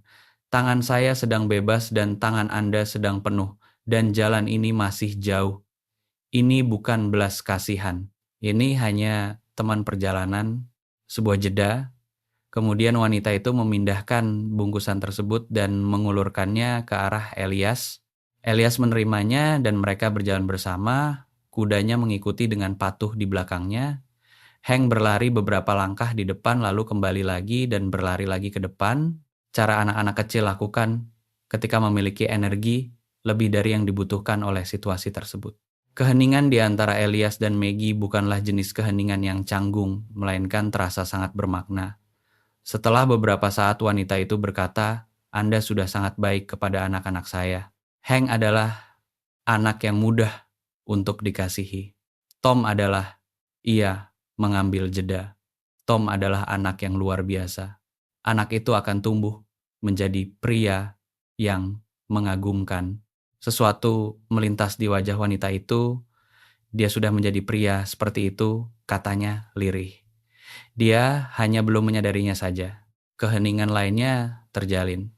Hank telah menemukan sebuah ranting kayu dan sedang melakukan pertempuran pribadi dengannya membenturkannya ke tiang pagar. "Tuan Holt," kata Maggie. Ia berhenti berjalan. Elias ikut berhenti. Wanita itu berbalik menghadapnya sepenuhnya, dan Elias melihatnya di mata wanita itu. Dia sudah tahu. Dia sudah memecahkannya, atau Tom sudah memberitahu dia, atau ada potongan teka-teki yang saling bertaut di antara toko kelontong Mercer dan jalan ini, yang pasti dia sudah tahu.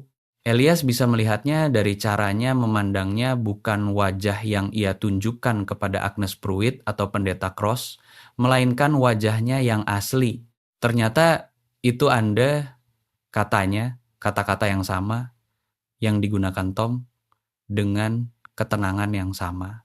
Elias tidak menghinanya dengan cara menyangkal. "Benar, Nyonya." Wanita itu berdiri sangat diam. Sudah berapa lama? Hampir 5 minggu. Ia melihat ke arah Hank yang masih sibuk dengan perang pribadinya melawan tiang pagar, dan tenggorokannya bergerak. Ketika ia melihat kembali, matanya berkaca-kaca oleh sesuatu yang ia tahan dengan usaha keras yang terlihat jelas. "Mengapa?" "Karena saya melihat Anda," kata Elias. "Dan saya punya kelimpahan sementara Anda tidak punya apa-apa. Dan itu terasa seperti sebuah masalah yang bisa saya lakukan sesuatu untuk menyelesaikannya. Anda tidak mengenal saya. Saya tahu lebih banyak daripada yang mungkin Anda kira." Elias menjaga tatapannya tetap stabil. "Saya tahu Anda melipat kain itu dan menggosok keranjang itu setiap pagi, seolah itu adalah sesuatu yang berharga untuk dirawat.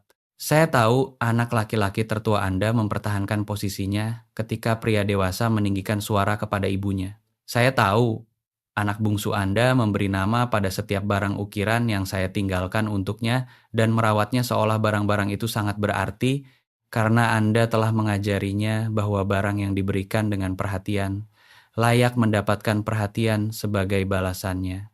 Ia berhenti. "Saya tahu bagaimana rupa rasa lapar pada sebuah keluarga yang tidak mau mengakuinya. Saya sudah mengetahui hal itu sejak saya berusia 8 tahun. Napas wanita itu keluar perlahan dan tidak stabil. Orang-orang sedang membicarakannya. Biarkan saja mereka bicara. Dampaknya bagi saya berbeda dengan dampaknya bagi Anda. Saya juga tahu hal itu. Elias bersungguh-sungguh dengan ucapannya, saya minta maaf untuk itu. Saya menanganinya dengan buruk. Saya seharusnya bisa menemukan cara yang lebih bersih. Wanita itu terdiam untuk waktu yang lama. Hank telah meninggalkan tiang pagar dan sekarang sedang memeriksa sesuatu di dalam tanah dengan konsentrasi penuh untuk sementara waktu keluar dari pusaran percakapan orang dewasa. Anda membayar Hollis, katanya. Elias tidak menjawab. Saya pergi untuk membayar sewa hari Kamis kemarin, katanya. Dia memberitahu saya bahwa sewa sudah lunas. Dia tidak mau memberitahu siapa yang membayarnya. Ia menatap Elias dengan tajam. Anda pasti akan menolaknya jika saya menawarkannya secara langsung. Benar, wanita itu tidak memperhalus jawabannya. Saya pasti akan menolaknya. Saya tahu. Elias memindahkan bungkusan kain di lengannya. Saya tidak sedang mencoba melangkahi Anda, Nyonya Calloway. Saya hanya mencoba memberi Anda satu dinding pertahanan yang lebih sedikit untuk dilawan. Wanita itu memandanginya untuk waktu yang lama. Elias membiarkannya memandang. Ia telah belajar tentang kesabaran dari tanah ini, dari ternak, dari tahun-tahun membangun sesuatu yang besar dari sesuatu yang kecil. Dan ia telah belajar bahwa hal-hal yang berharga untuk dimiliki tidak bisa terburu-buru didapatkan tanpa merusaknya. Saya tidak tahu bagaimana harus menerima semua ini, katanya akhirnya. Suaranya stabil, namun terdengar tipis di bagian pinggirannya. Saya dibesarkan dengan didikan bahwa Anda harus menghasilkan apa yang Anda miliki dan Anda tidak boleh mengambil apa yang belum Anda hasilkan. Saya juga dibesarkan dengan cara yang sama. Elias memenuhi tatapan matanya. Namun saya juga dijaga tetap bertahan hidup di suatu musim dingin oleh sekarung tepung yang ditinggalkan seseorang di teras rumah ibu saya tanpa surat dan tanpa nama. Saya menghabiskan waktu 20 tahun tidak tahu bagaimana cara membawa beban budi itu. Ternyata satu-satunya cara untuk membawanya adalah dengan meneruskannya ke depan. Air mata yang tertahan di matanya akhirnya tumpah juga. Ia menghapusnya dengan cepat, memalingkan wajahnya sedikit lalu menguasai diri kembali. Ketika ia melihat kembali, ia tampak tenang. Namun ketenangan itu adalah jenis yang berbeda dari sebelumnya, bukan sebuah pelindung diri, melainkan sebuah keteguhan hati. Tom bilang dia sudah menjabat tangan Anda, katanya. Benar. Genggaman tangannya erat. Senyuman nyata itu datang kemudian cepat, penuh, dan sama sekali tanpa pertahanan diri, hilang dalam sedetik, namun terasa nyata dengan cara yang tidak pernah ditunjukkan oleh ekspresi hati-hati yang biasa ia perlihatkan kepada kota ini. Senyuman itu menghantam tepat di dada Elias dan menetap di sana. Tuan Holt. Wanita itu mengulurkan tangan dan Elias menyerahkan kembali bungkusan kain itu dan wanita itu menerimanya dan untuk satu momen jari-jari mereka berada sangat dekat di atas kertas pembungkus. Saya tidak tahu harus berkata apa kepada Anda. Anda tidak perlu berkata apa-apa. Itu tidak benar. Wanita itu mendekap bungkusan kain itu ke tubuhnya. Anda kembali lagi setelah gunjingan itu mulai beredar. Anda kembali lagi ketika sebenarnya akan lebih mudah untuk berhenti. Ia menatap Elias. Itu memiliki arti yang mendalam. Saya ingin Anda tahu bahwa semua ini sangat berarti bagi kami. Elias mengangguk karena tenggorokannya terasa tercekat dengan cara yang membuat kata-kata menjadi tidak bisa diandalkan. Hank tiba di antara mereka setelah menyelesaikan pemeriksaannya terhadap apapun yang ditawarkan oleh tanah tadi. Ia mendongak menatap Elias dengan kejujuran seorang anak kecil yang menginginkan sesuatu dan tidak melihat alasan untuk tidak memintanya. Apakah Anda mau datang untuk makan malam? Hank, suara Maggie terdengar lembut namun tegas.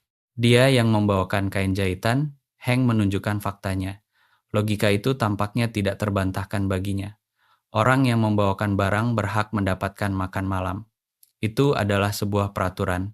Itu bukan sebuah peraturan. Seharusnya itu jadi peraturan. Hank menatap Elias dengan keyakinan yang sungguh-sungguh. Tidakkah Anda berpikir itu seharusnya jadi peraturan? Elias melihat ke arah anak itu.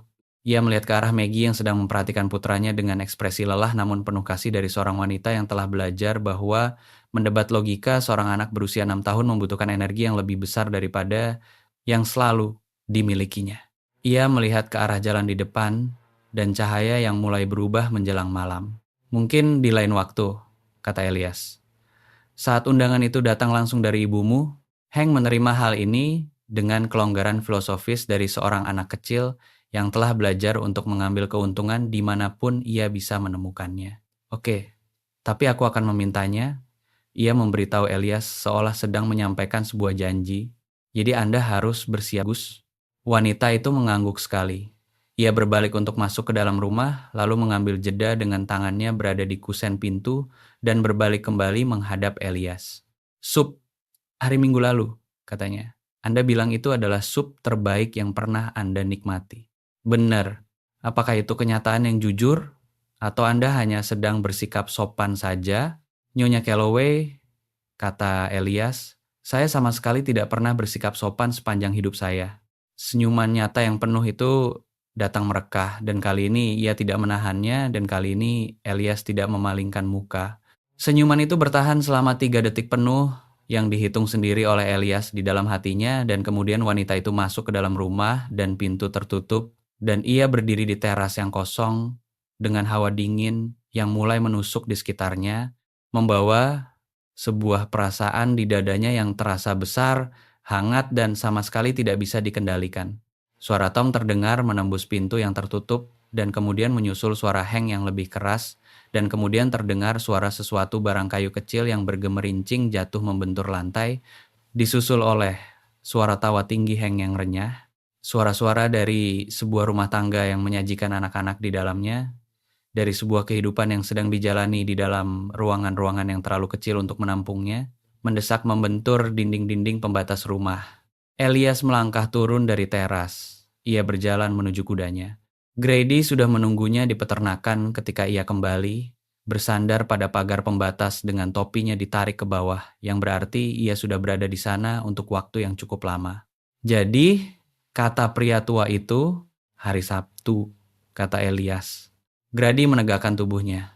Ia melihat ke arah majikannya dengan ekspresi dari seorang pria yang telah menyaksikan musim dingin yang panjang akhirnya memutuskan untuk berakhir juga. Bagus, katanya. Baiklah kalau begitu. Ia mendorong tubuhnya menjauh dari pagar dan berjalan menuju pondok pekerja. Kemudian ia berhenti dan berbalik kembali. Clara pasti akan sangat ingin membersihkan kamar-kamar itu. Beritahu dia bahwa dia punya waktu sampai hari Sabtu.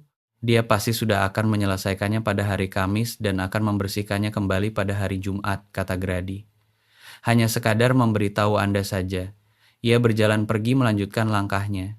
Elias berdiri bersama kudanya di bawah cahaya sore yang kian temaram dan merasakan keberadaan peternakan di sekitarnya, kandang-kandang, padang rumput, rumah panjang yang kosong, dan untuk pertama kalinya dalam 6 tahun terakhir, peternakan ini terasa seperti sesuatu yang lain daripada sekedar sebuah bukti otentik atas apa yang telah berhasil ia bangun dan sebuah pengingat atas apa yang belum berhasil ia miliki. Tempat ini terasa seperti sedang menunggu hal yang sama sepertinya. Hari Sabtu tiba sebagaimana cara hari-hari penting seringkali tiba. Dengan tenang, tanpa adanya pengumuman besar dan menyamar dalam rupa pakaian biasa. Clara Webb telah membersihkan kedua kamar tidur spare pada hari Kamis, seperti yang sudah diprediksikan oleh Grady, dan membersihkannya kembali pada hari Jumat. Dan pada hari Sabtu pagi, ia membersihkan ruangan dapur sebanyak 2 kali dan menata kembali posisi piring-piring di dalam lemari piring, lalu menatanya kembali ke posisi semula di mana piring-piring itu berada sebelumnya. Elias menyaksikan tindakan ini dari ambang pintu dan tidak mengatakan apa-apa. Grady telah memberitahu dia untuk tidak mengatakan apa-apa, dan Grady memang benar tentang sebagian besar hal dalam hidup. Keluarga Calloway tiba di pertengahan pagi di bawah cahaya musim dingin yang tipis. Maggie berjalan dengan punggung tegak dan kedua tangannya tertangkup di depan tubuhnya. Tom berada di sampingnya membawa satu-satunya tas barang yang mereka bawa. Hank berada 3 langkah di depan semua orang karena Hank secara fisik sama sekali tidak bisa berjalan dalam ritme kecepatan orang dewasa ketika ada sesuatu hal menarik di dunia ini untuk dituju langkahnya. Ia sudah diberitahu bahwa di tempat ini ada kuda-kuda. Ia telah memahami informasi itu sebagai sebuah petunjuk arah tujuan. Elias menemui mereka di depan gerbang. Hank berhenti di depannya dengan kedua tangan berada di pinggulnya dan melihat ke arah peternakan dengan ekspresi dari seseorang yang harapannya telah terkonfirmasi dan bahkan terlampaui jauh. "Tempat ini besar sekali," lapornya. "Benar," Tom bilang, "tempat ini besar." Hank melihat ke arah kakaknya. Kira saya dia membesar-besarkannya dalam cerita. "Aku biasanya tidak pernah melakukan itu," kata Tom. Maggie berdiri di depan gerbang dan melihat ke arah rumah-rumah yang nyata. Bangunan 2 lantai yang kokoh dan berbentuk persegi, asap mengepul keluar dari 2 cerobong asap, dan Elias menyaksikan wajah wanita itu melakukan hal yang biasa dilakukannya ketika sedang menerima sesuatu yang sedang ia coba untuk tidak bereaksi berlebihan terhadapnya. Sebuah ketenangan yang diatur, permukaan wajah yang tenang, yang dipertahankan oleh kekuatan kehendak hati. "Mari masuk," kata Elias. "Clara sudah memasak sejak fajar menyingsing, dan dia akan merasa tersinggung jika kita terus berdiri di luar sini di tengah hawa dingin." Clara menemui mereka di depan pintu dengan energi yang nyaris tidak bisa dibendung dari seorang wanita yang telah menunggu kedatangan tamu selama bertahun-tahun dan bertekad untuk tidak terlihat seolah-olah ia telah menunggunya sedari tadi. Ia menjabat tangan Maggie dan melihat ke arah anak-anak dengan penilaian langsung dari seseorang yang menyukai anak-anak dan tidak melihat adanya kebutuhan untuk berpura-pura sebaliknya. "Kau pasti Tom?" katanya kepada Tom. "Benar, Nyonya. Ibumu berbicara banyak hal baik tentang dirimu." Ia melihat ke arah Hank, "Dan kau pasti adalah anak yang tertarik dengan kuda-kuda itu." Mata Hank langsung membelalak lebar. "Bagaimana Anda bisa tahu?" "Karena kau sudah melihat ke arah kandang sebanyak 4 kali sejak kau melewati pintu gerbang tadi, dan kau sama sekali belum melihat ke arah rumah ini sekalipun." Clara membuka pintu rumah lebih lebar lagi. "Mari masuk. Ada makanan terlebih dahulu, baru kemudian urusan kuda." Seperti itulah urutan aturannya. Hank masuk ke dalam rumah. Ia melihat ke arah makanan yang tersaji di atas meja dapur: biskuit, selai awetan, irisan daging ham, sekop kopi, dan sebuah teko kecil berisi sari apel hangat, dan tampaknya sempat mempertimbangkan kembali skala prioritas tujuannya sesaat. Kemudian ia duduk. Maggie berdiri di ambang pintu dapur dan melihat ke sekeliling ruangan dengan rak-raknya yang penuh isi, kompornya yang hangat, dan meja makan yang ditata untuk porsi 5 orang. Dan Elias menyaksikan wanita itu menarik satu napas panjang yang lambat, sebuah tarikan napas yang tampaknya melakukan tugas lebih berat daripada yang seharusnya dilakukan oleh sebuah tarikan napas biasa. Kemudian, ia melangkah masuk dan duduk, lalu menerima cangkir yang disodorkan Clara kepadanya, dan memegangnya dengan kedua belah tangan, dan waktu pagi pun terus berjalan mengalir. Tom makan dengan hati-hati dan memperhatikan segala hal dengan tatapan mata mengukur yang stabil itu, mengatalogkan isi rumah sebagaimana cara ia mengatalogkan sebagian besar hal dalam hidupnya secara tenang, menyeluruh, tanpa memperlihatkan isi pikirannya terlebih dahulu. Di satu titik, Clara menuangkan kembali sari apelnya tanpa bertanya, dan anak itu mengucapkan terima kasih dengan sebuah ketepatan ucapan yang membuat Clara mengambil jeda sejenak dan memandangnya dengan sesuatu yang mendekati rasa hormat yang tulus. "Ibumu yang mengajarimu sopan santun?" tanya Clara. "Benar, Nyonya, dan juga mendiang ayah saya. Ayahmu telah mengajarimu dengan sangat baik." "Benar." Tom mengatakannya dengan sederhana, tanpa adanya beban berat yang biasa dibawa oleh beberapa anak laki-laki ketika membicarakan tentang mendiang ayah mereka yang telah tiada. Hanya sebuah kenyataan jujur yang dihormati dengan cara disampaikan secara jelas. Setelah sarapan, Clara membawa Hank ke kandang kuda.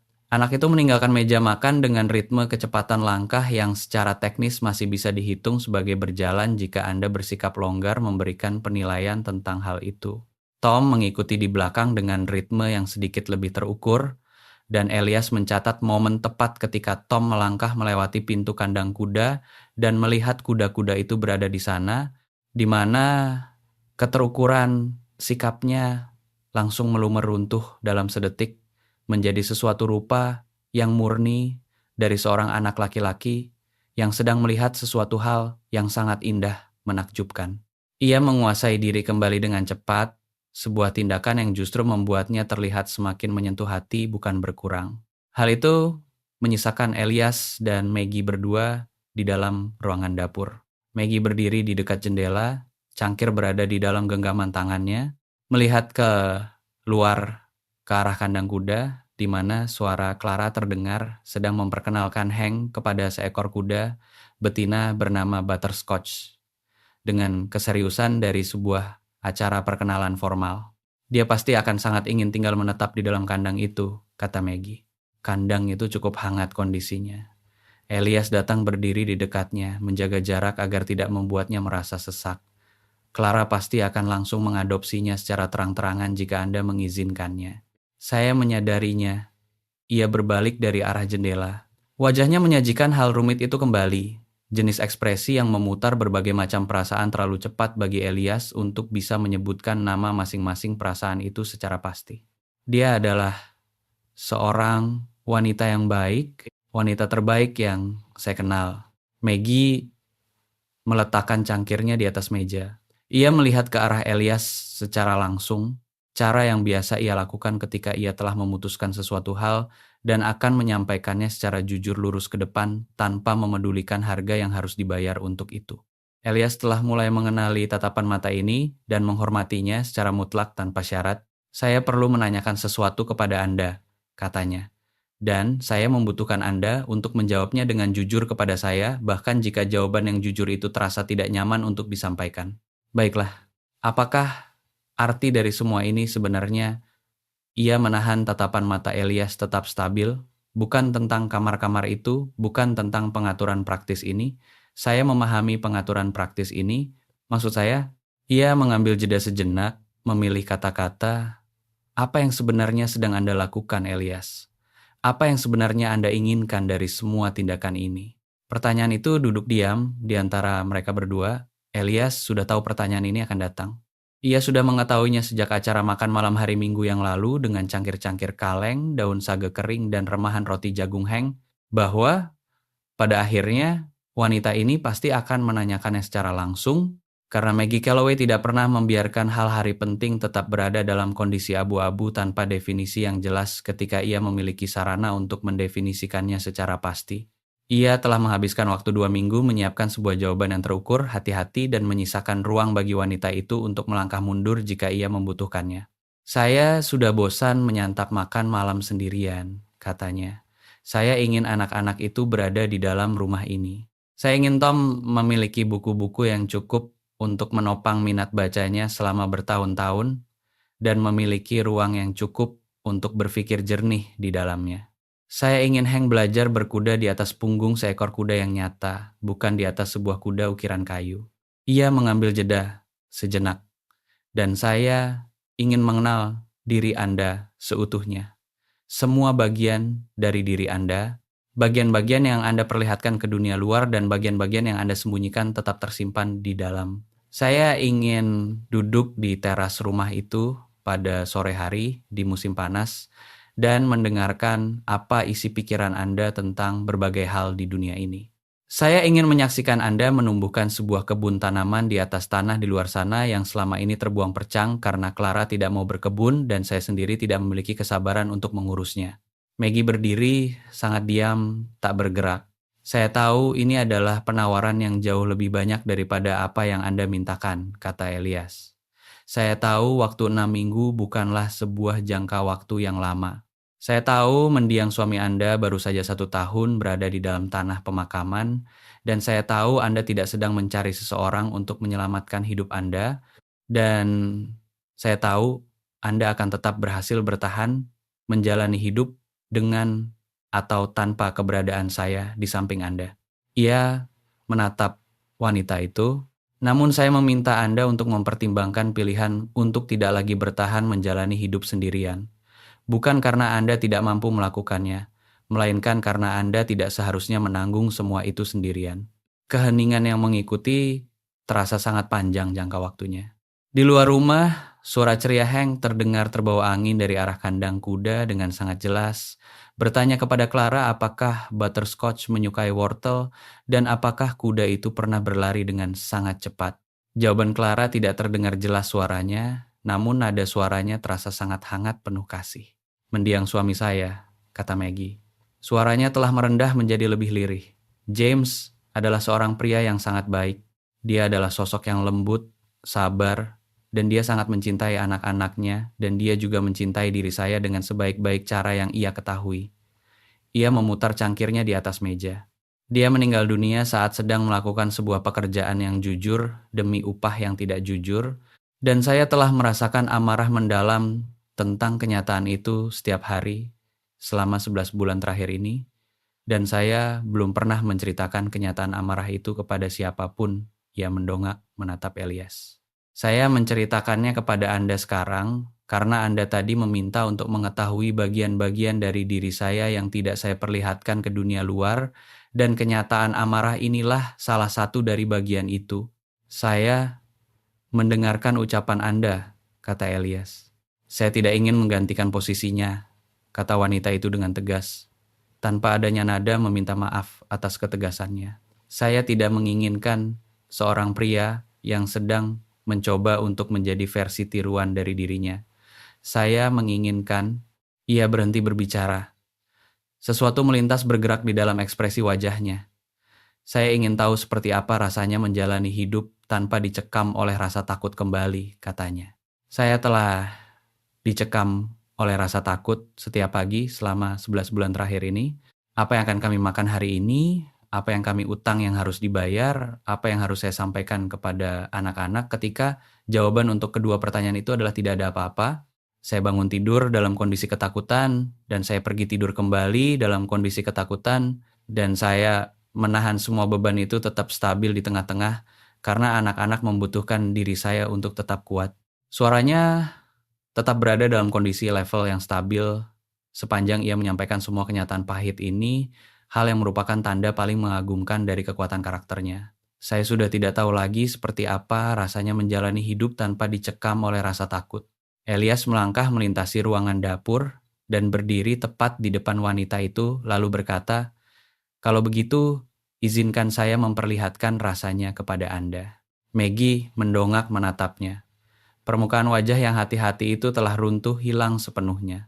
Apa yang tersisa tersaji di bawahnya adalah rupa dari seorang wanita yang telah dipaksa menjadi kuat sekian lama hingga ia hampir saja lupa bahwa ia juga diizinkan untuk menjadi hal lain selain kuat, dan yang saat ini sedang berdiri tepat di tepian batas untuk memilih jalan yang berbeda bagi hidupnya.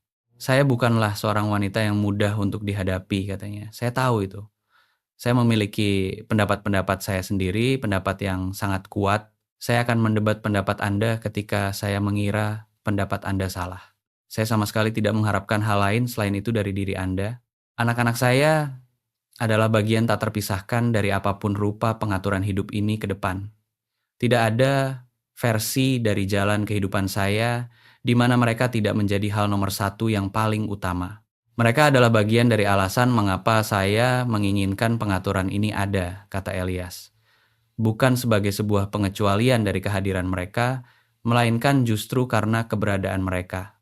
Tom dan Hank adalah bagian dari diri Anda seutuhnya, dan diri Anda seutuhnya itulah yang saya. Ia berhenti sejenak, menenangkan hatinya, yang ingin saya kenal dengan lebih baik lagi. Kalian bertiga seutuhnya.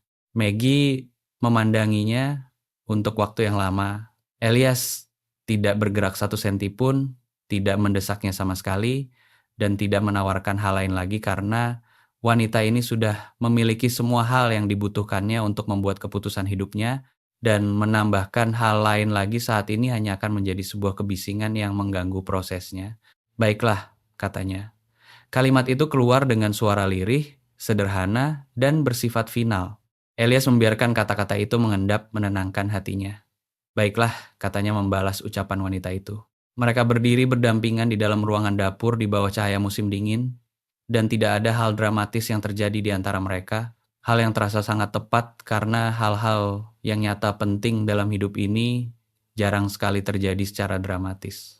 Hal-hal itu terjadi secara tenang di dalam ruangan dapur di antara dua orang manusia yang telah memutuskan untuk berhenti berpura-pura bahwa mereka tidak membutuhkan apa yang sebenarnya mereka butuhkan untuk menopang hidup. Mereka mereka membawa anak-anak masuk ke dalam rumah untuk menyantap makan siang dan menyampaikan kabar itu bersama-sama. Elias membiarkan Maggie yang memimpin pembicaraan karena mereka adalah putra-putranya, dan itu adalah kabar dari ibunya untuk diberikan kepada mereka. Maggie mendudukkan mereka di meja makan dan memberitahu bahwa mereka akan pindah menetap di peternakan ini. Ia menyampaikannya secara jelas dan tanpa adanya dekorasi kata-kata yang berlebihan, cara yang biasa ia lakukan untuk segala hal yang nyata penting dalam hidupnya. Tom melihat ke arah piring makanannya, kemudian ia mendongak menatap Elias. "Apakah keputusan ini benar-benar tidak apa-apa bagi diri Anda?" tanya anak itu. Sebuah pertanyaan yang sama sekali tidak diduga oleh Elias akan keluar dari mulutnya. "Ini adalah ide saya dari awal," kata Elias. "Aku tahu." Tatapan mata Tom tidak goyah sedikit pun. "Aku sedang menanyakan apakah keberadaan kami bertiga akan benar-benar tidak apa-apa bagi diri Anda karena ibu sudah mengalami terlalu banyak hal yang tidak berjalan dengan apa-apa dalam hidupnya." Ruangan dapur langsung menjadi sangat hening. Elias melihat ke arah anak laki-laki berusia 10 tahun ini yang telah melangkah berdiri kokoh di antara ibunya dan pemilik gubuk tanah sewaan, yang telah menggendong adiknya, menjatah makanan untuk dirinya sendiri tanpa perlu diminta oleh siapapun, dan yang telah memutuskan untuk menjabat tangan seorang pria asing karena ia telah menilai bahwa pria asing itu layak untuk dihormati. Ia menatap anak itu dan memberikan kenyataan seutuhnya yang jujur dari lubuk hatinya. "Saya akan menghabiskan setiap hari dalam hidup saya untuk memastikan bahwa semuanya berjalan dengan sangat baik bagi kalian bertiga," katanya. "Kau memegang kata-kata janji saya." Tom memandangnya untuk satu momen lagi. Kemudian ia mengangguk sekali anggukan kecil dan pasti yang sama seperti yang diberikannya di atas tangga gereja waktu itu dan mengambil kembali garpu makannya. Hank, yang sedari tadi sudah menunggu dengan kesulitan yang terlihat jelas untuk melihat bagaimana akhir dari percakapan penting orang dewasa ini, langsung berbalik menghadap Elias dan berkata, "Bolehkah aku memberi nama pada salah satu kuda di sini?" "Hank," kata Maggie, "kuda-kuda di sini sebenarnya sudah memiliki namanya masing-masing," kata Elias. "Namun ada seekor anak kuda colt yang akan lahir di musim semi nanti yang saat ini belum memiliki nama." Ekspresi wajah Hank langsung berubah menjadi rupa dari seorang anak kecil yang baru saja menerima tepat apa yang selama ini sangat ia harapkan di dalam hatinya dan tidak tahu bagaimana cara membendung rasa gembira yang membuncah itu. Ia mengatupkan bibirnya rapat-rapat dengan sangat kuat. Kemudian ia berkata dengan keseriusan yang luar biasa, "Aku akan membutuhkan waktu untuk memikirkannya baik-baik." "Ambil semua waktu yang kau butuhkan," kata Elias. Mereka melangsungkan pernikahan 3 minggu kemudian.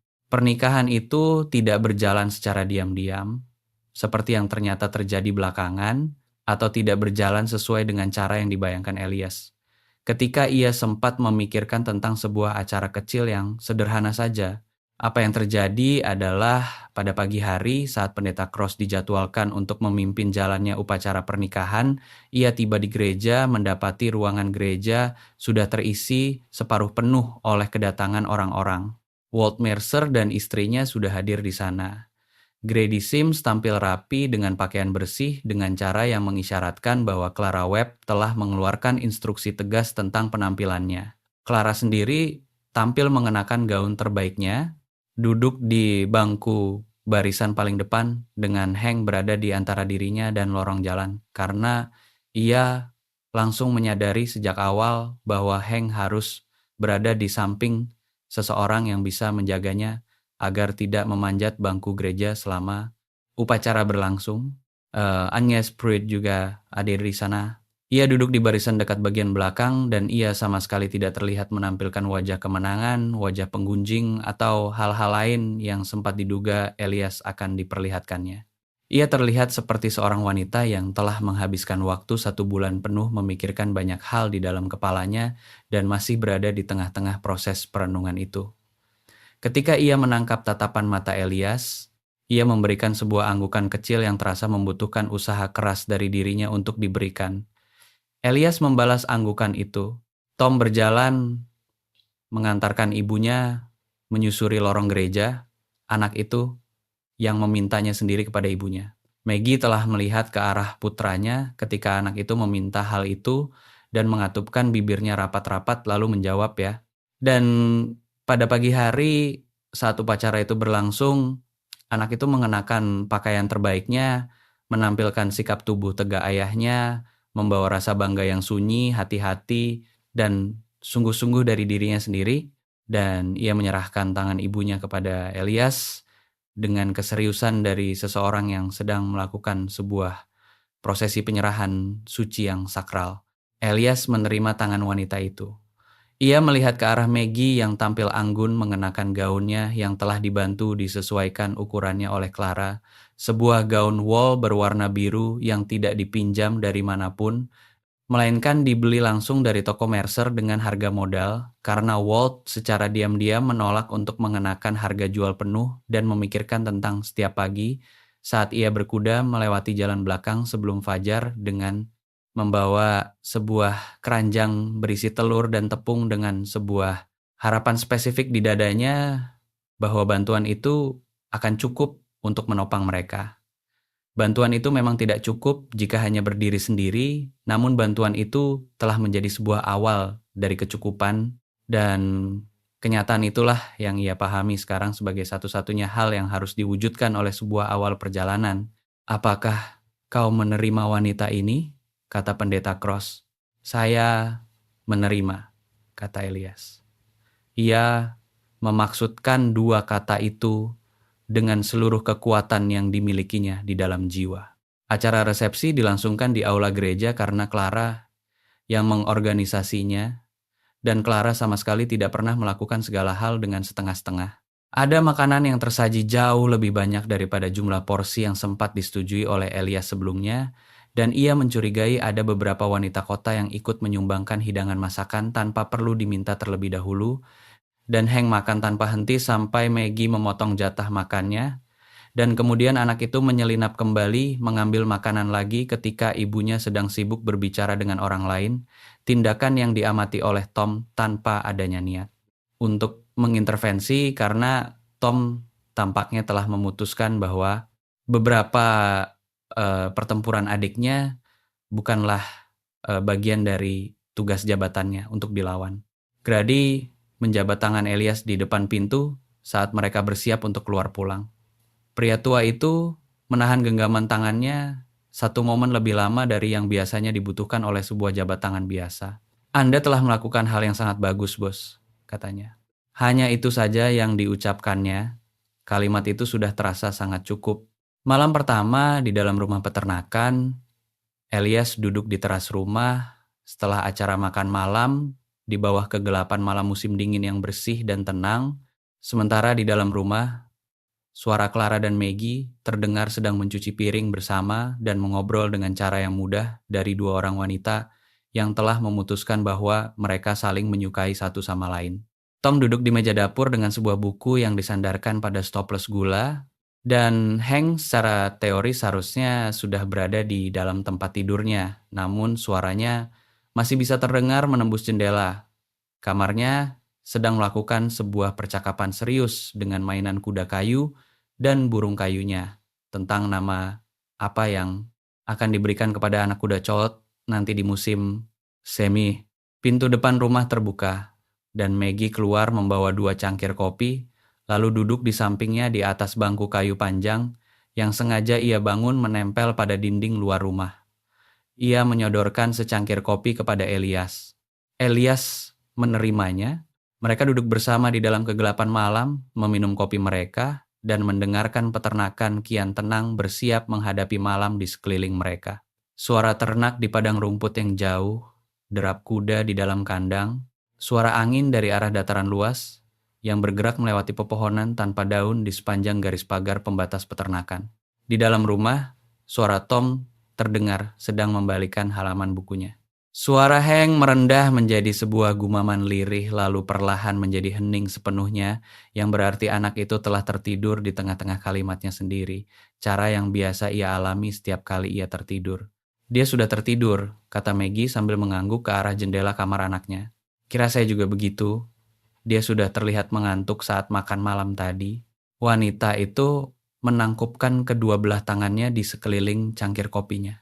Elias, "Em, saya tidak merasakan ketakutan itu lagi pagi ini," katanya seolah-olah baru saja menemukan sebuah penemuan berharga di dalam hidupnya dan kenyataan itu memang sebuah penemuan berharga baginya. "Saya bangun tidur tadi pagi dan saya sempat menunggu kedatangannya rasa takut itu, perhitungan matematika itu, perhitungan tentang apa yang kami miliki untuk melawan apa yang kami utang, dan rasa takut itu sama sekali tidak ada di sana." Ia mengambil jeda sejenak. Saya belum tahu harus berbuat apa dengan kenyataan tanpa rasa takut itu saat ini. Elias melihat ke arah wanita itu. Profil wajahnya tersaji di dalam kegelapan malam. Posisi bahunya, caranya memegang cangkir kopinya, tidak lagi terlihat bersikap tegap waspada melindungi diri dari sesuatu untuk pertama kalinya sejak ia mengenal wanita ini. "Anda tidak harus melakukan apa-apa dengan kenyataan itu," kata Elias. "Seperti itulah rupa dari kondisi segala hal bagi hidup Anda sekarang." Maggie berbalik untuk melihat ke arahnya. Tatapan matanya di dalam kegelapan malam menyajikan kualitas khusus yang melihat dirinya secara langsung lurus ke depan tanpa ada bagian tepi yang diperhalus. Kekuatan penuh dari seluruh perhatiannya tertuju padanya. Elias telah mulai memahami bahwa ditatap secara langsung oleh Maggie Calloway adalah salah satu dari sedikit hal di dunia ini yang tidak akan pernah bisa ia hadapi dengan kondisi hati yang sepenuhnya stabil tenang. Ia mencurigai kenyataan ini akan tetap bertahan benar sepanjang sisa hidupnya ke depan. "Terima kasih," katanya. "Bukan untuk keranjang-keranjang makanan itu, bukan untuk uang sewa gubuk itu, bukan juga untuk kamar-kamar perlindungan ini." Ia menahan tatapan mata Elias tetap stabil. "Terima kasih, karena Anda selalu memilih untuk kembali lagi. Setiap kali ada sebuah kesempatan di mana sebenarnya akan jauh lebih mudah bagi Anda untuk memilih berhenti melangkah, Anda selalu memilih untuk kembali lagi. Saya memang akan selalu kembali lagi kepada diri Anda," kata Elias. "Aku mengetahui hal itu sekarang." Maggie menyandarkan bahunya pada bahu Elias. "Aku tidak mengetahuinya waktu itu, namun aku mengetahuinya sekarang dengan sangat pasti." They sat bersama-sama di atas bangku kayu panjang yang sengaja ia bangun untuk kapasitas 2 orang tanpa pernah ia akui sebelumnya, bahwa itulah alasan mengapa ia membangunnya dari awal di dalam kegelapan malam dataran luas Wyoming dengan kopi mereka di tengah hawa dingin dan peternakan kian tertidur di sekeliling mereka. Dan di dalam rumah, suara halaman buku Tom kian dibalikkan, keheningan mimpi Hank kian terajut, dan cahaya lampu minyak lara memancarkan warna hangat di jendela dapur, seperti sebuah sinyal penanda, seperti sebuah perapian hangat rumah, seperti sebuah bukti otentik tertua umat manusia, bahwa sebuah tempat perlindungan rumah bukanlah sekadar kayu dan batu bangunan semata, melainkan tentang orang-orang yang memilih untuk tinggal bersama-sama di dalamnya. Beberapa bulan kemudian, di tengah kehangatan nyata pertama dari musim semi, Hank Calloway berdiri di pagar pembatas padang rumput yang dekat dengan kedua lengmannya bertumpu di atas pagar pembatas paling atas dan melihat ke arah anak kuda Colt yang baru saja lahir di bulan Maret yang lalu berkaki panjang, melangkah tidak pasti, dan cenderung mudah terkejut oleh bayangannya sendiri dan mengumumkan keputusan namanya. "Berani," katanya. Tom yang berdiri di sampingnya mempertimbangkan pilihan nama itu. "Itu nama lengkapnya seutuhnya. Itu nama lengkapnya seutuhnya." Hank melihat ke arah kakaknya dengan keyakinan yang sempurna. Karena dia keluar pertama kali dalam kondisi ketakutan menghadapi segala hal di sekitarnya, dan sekarang dia sedang berusaha melewatinya. Ia melihat kembali ke arah anak kuda Colt itu. Seperti itulah arti dari berani yang sebenarnya. Kau merasa takut, namun kau tetap melangkah, melakukannya juga. Ia mengambil jeda sejenak. Ibu yang mengatakan hal itu, Tom melihat ke arah anak kuda Colt itu. Ia melihat ke sekeliling peternakan di sekitar mereka, kandang-kandang, padang rumput, rumah dengan asap mengepul keluar dari kedua cerobong asapnya. Ibunya terlihat jelas dari jendela dapur sedang bergerak beraktivitas di antara kompor dan meja makan, Elias datang berkuda dari arah ladang sebelah selatan di atas punggung kudanya dengan topinya didorong ke belakang dan satu tangannya terangkat melambai ketika ia melihat anak-anak sedang berada di pagar pembatas. Tom membalas lambaian tangan itu. Berani adalah sebuah nama yang sangat bagus, katanya. Maggie muncul di teras rumah dengan kedua tangannya bertumpu pada pagar pembatas teras dan berseru memanggil mereka bahwa makan malam sudah hampir siap disajikan dan suara panggilannya menyeberangi halaman peternakan terdengar dengan sangat jelas dan tanpa adanya nada ketakutan. Kembali, suara dari seorang wanita yang telah berhasil melangkah keluar melewati bagian terburuk dari hal-hal dalam hidupnya. Dan akhirnya tiba di sebuah jalan kehidupan yang seutuhnya dan sepenuhnya menjadi miliknya sendiri, dipilih sendiri, dihasilkan sendiri, dan dijaga di dalam tangan dari orang-orang yang memahami dengan sangat tepat berapa harga nilai dari kehidupan tersebut. Elias berkuda melewati pintu gerbang, lalu turun dari pelana dan menyerahkan kudanya kepada Grady. Kemudian berjalan melangkah menuju ke arah rumah, ke arah istrinya, dan anak-anak yang beroncatan turun dari pagar pembatas untuk saling berlomba, berlari menuju ke arah teras rumah, dan peternakan itu menerima kedatangan mereka semua, kebisingan suara mereka, gerakan langkah mereka, dan kehidupan di dalamnya seperti sebidang tanah subur yang telah lama menunggu kedatangan air hujan. Semua kejadian ini bukanlah sebuah aksi penyelamatan hidup. Ini bukanlah sebuah aksi bantuan belas kasihan semata. Ini bukanlah tentang seorang janda yang diselamatkan oleh kemurahan hati seorang pria kaya raya, dan siapapun orang di dunia ini yang menceritakan kisah ini dengan cara seperti itu, maka ia telah menceritakannya dengan cara yang salah sepenuhnya.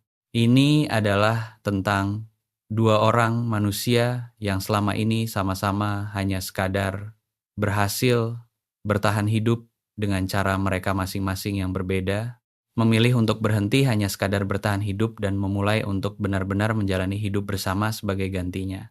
Ini adalah tentang seorang wanita yang tidak pernah berhenti untuk menjadi kuat di dalam hidupnya, menemukan kenyataan bahwa kekuatan karakter dan kelembutan hati bukanlah dua hal yang saling bertolak belakang. Ini adalah tentang seorang pria yang telah mengisi tanah luasnya dengan segala hal, kecuali apa yang nyata bermakna bagi hidupnya, menemukan kenyataan berharga di dalam sebuah keranjang makanan, sekuntum bunga ungu liar, dan sebuah jabat tangan seorang anak kecil. Apa yang nyata bermakna bagi hidupnya ternyata sama sekali bukanlah tentang luasnya tanah milik peternakannya semata. Dan ini adalah tentang dua orang anak laki-laki yang telah pergi tidur dalam kondisi kelaparan lebih sering daripada yang seharusnya dirasakan oleh siapapun di dunia ini, yang tumbuh besar dengan mengetahui di dalam sumsum tulang mereka bahwa dunia ini masih menyajikan kebaikan yang nyata dan tulus, bukan karena jalan kehidupan ini mudah untuk dijalani, melainkan karena orang-orang yang tepat telah menolak untuk memalingkan muka mereka dari hadapannya. Pengetahuan berharga itu yang ditanamkan di dalam diri mereka di tengah musim dingin paling keras dari usia muda, mereka akan tetap bertahan hidup melampaui segala hal lainnya ke depan. Pengetahuan itu akan tetap bertahan melampaui keberadaan peternakan ini, hawa dingin, dan gosip-gosip dari kota-kota kecil. Pengetahuan itu akan bertualang maju bersama langkah mereka menuju ke dalam jalan kehidupan mereka masing-masing ke depan, ke dalam keluarga-keluarga yang suatu hari nanti akan mereka bangun sendiri, ke dalam setiap momen dalam hidup mereka ketika mereka harus menghadapi sesuatu hal yang keras dan mengingat kembali tanpa perlu berpikir panjang bahwa memilih untuk kembali lagi adalah sebuah keputusan pilihan yang selalu tepat untuk diambil. Beberapa hal di dunia ini yang sekali diberikan dengan ketulusan seutuhnya dari lubuk hati terdalam tidak akan pernah berakhir begitu saja. Hal-hal itu hanya akan bertualang melangkah lebih jauh daripada apa yang pernah dibayangkan oleh sang pemberi dari awal dan terus menjalankan tugas kebaikannya lama setelah keranjang makanan itu kosong dan waktu pagi hari telah berlalu pergi, dan yang tersisa hanyalah kehangatan dari sebuah cahaya lampu minyak di sebuah jendela rumah dan kepastian mutlak yang tidak akan pernah goyah bahwa sebuah rumah perlindungan itu nyata adanya. Cinta itu dihasilkan dari usaha dan tidak ada satupun dari keduanya yang akan pernah tiba tanpa adanya keberanian yang berjalan melangkah memimpin di depan.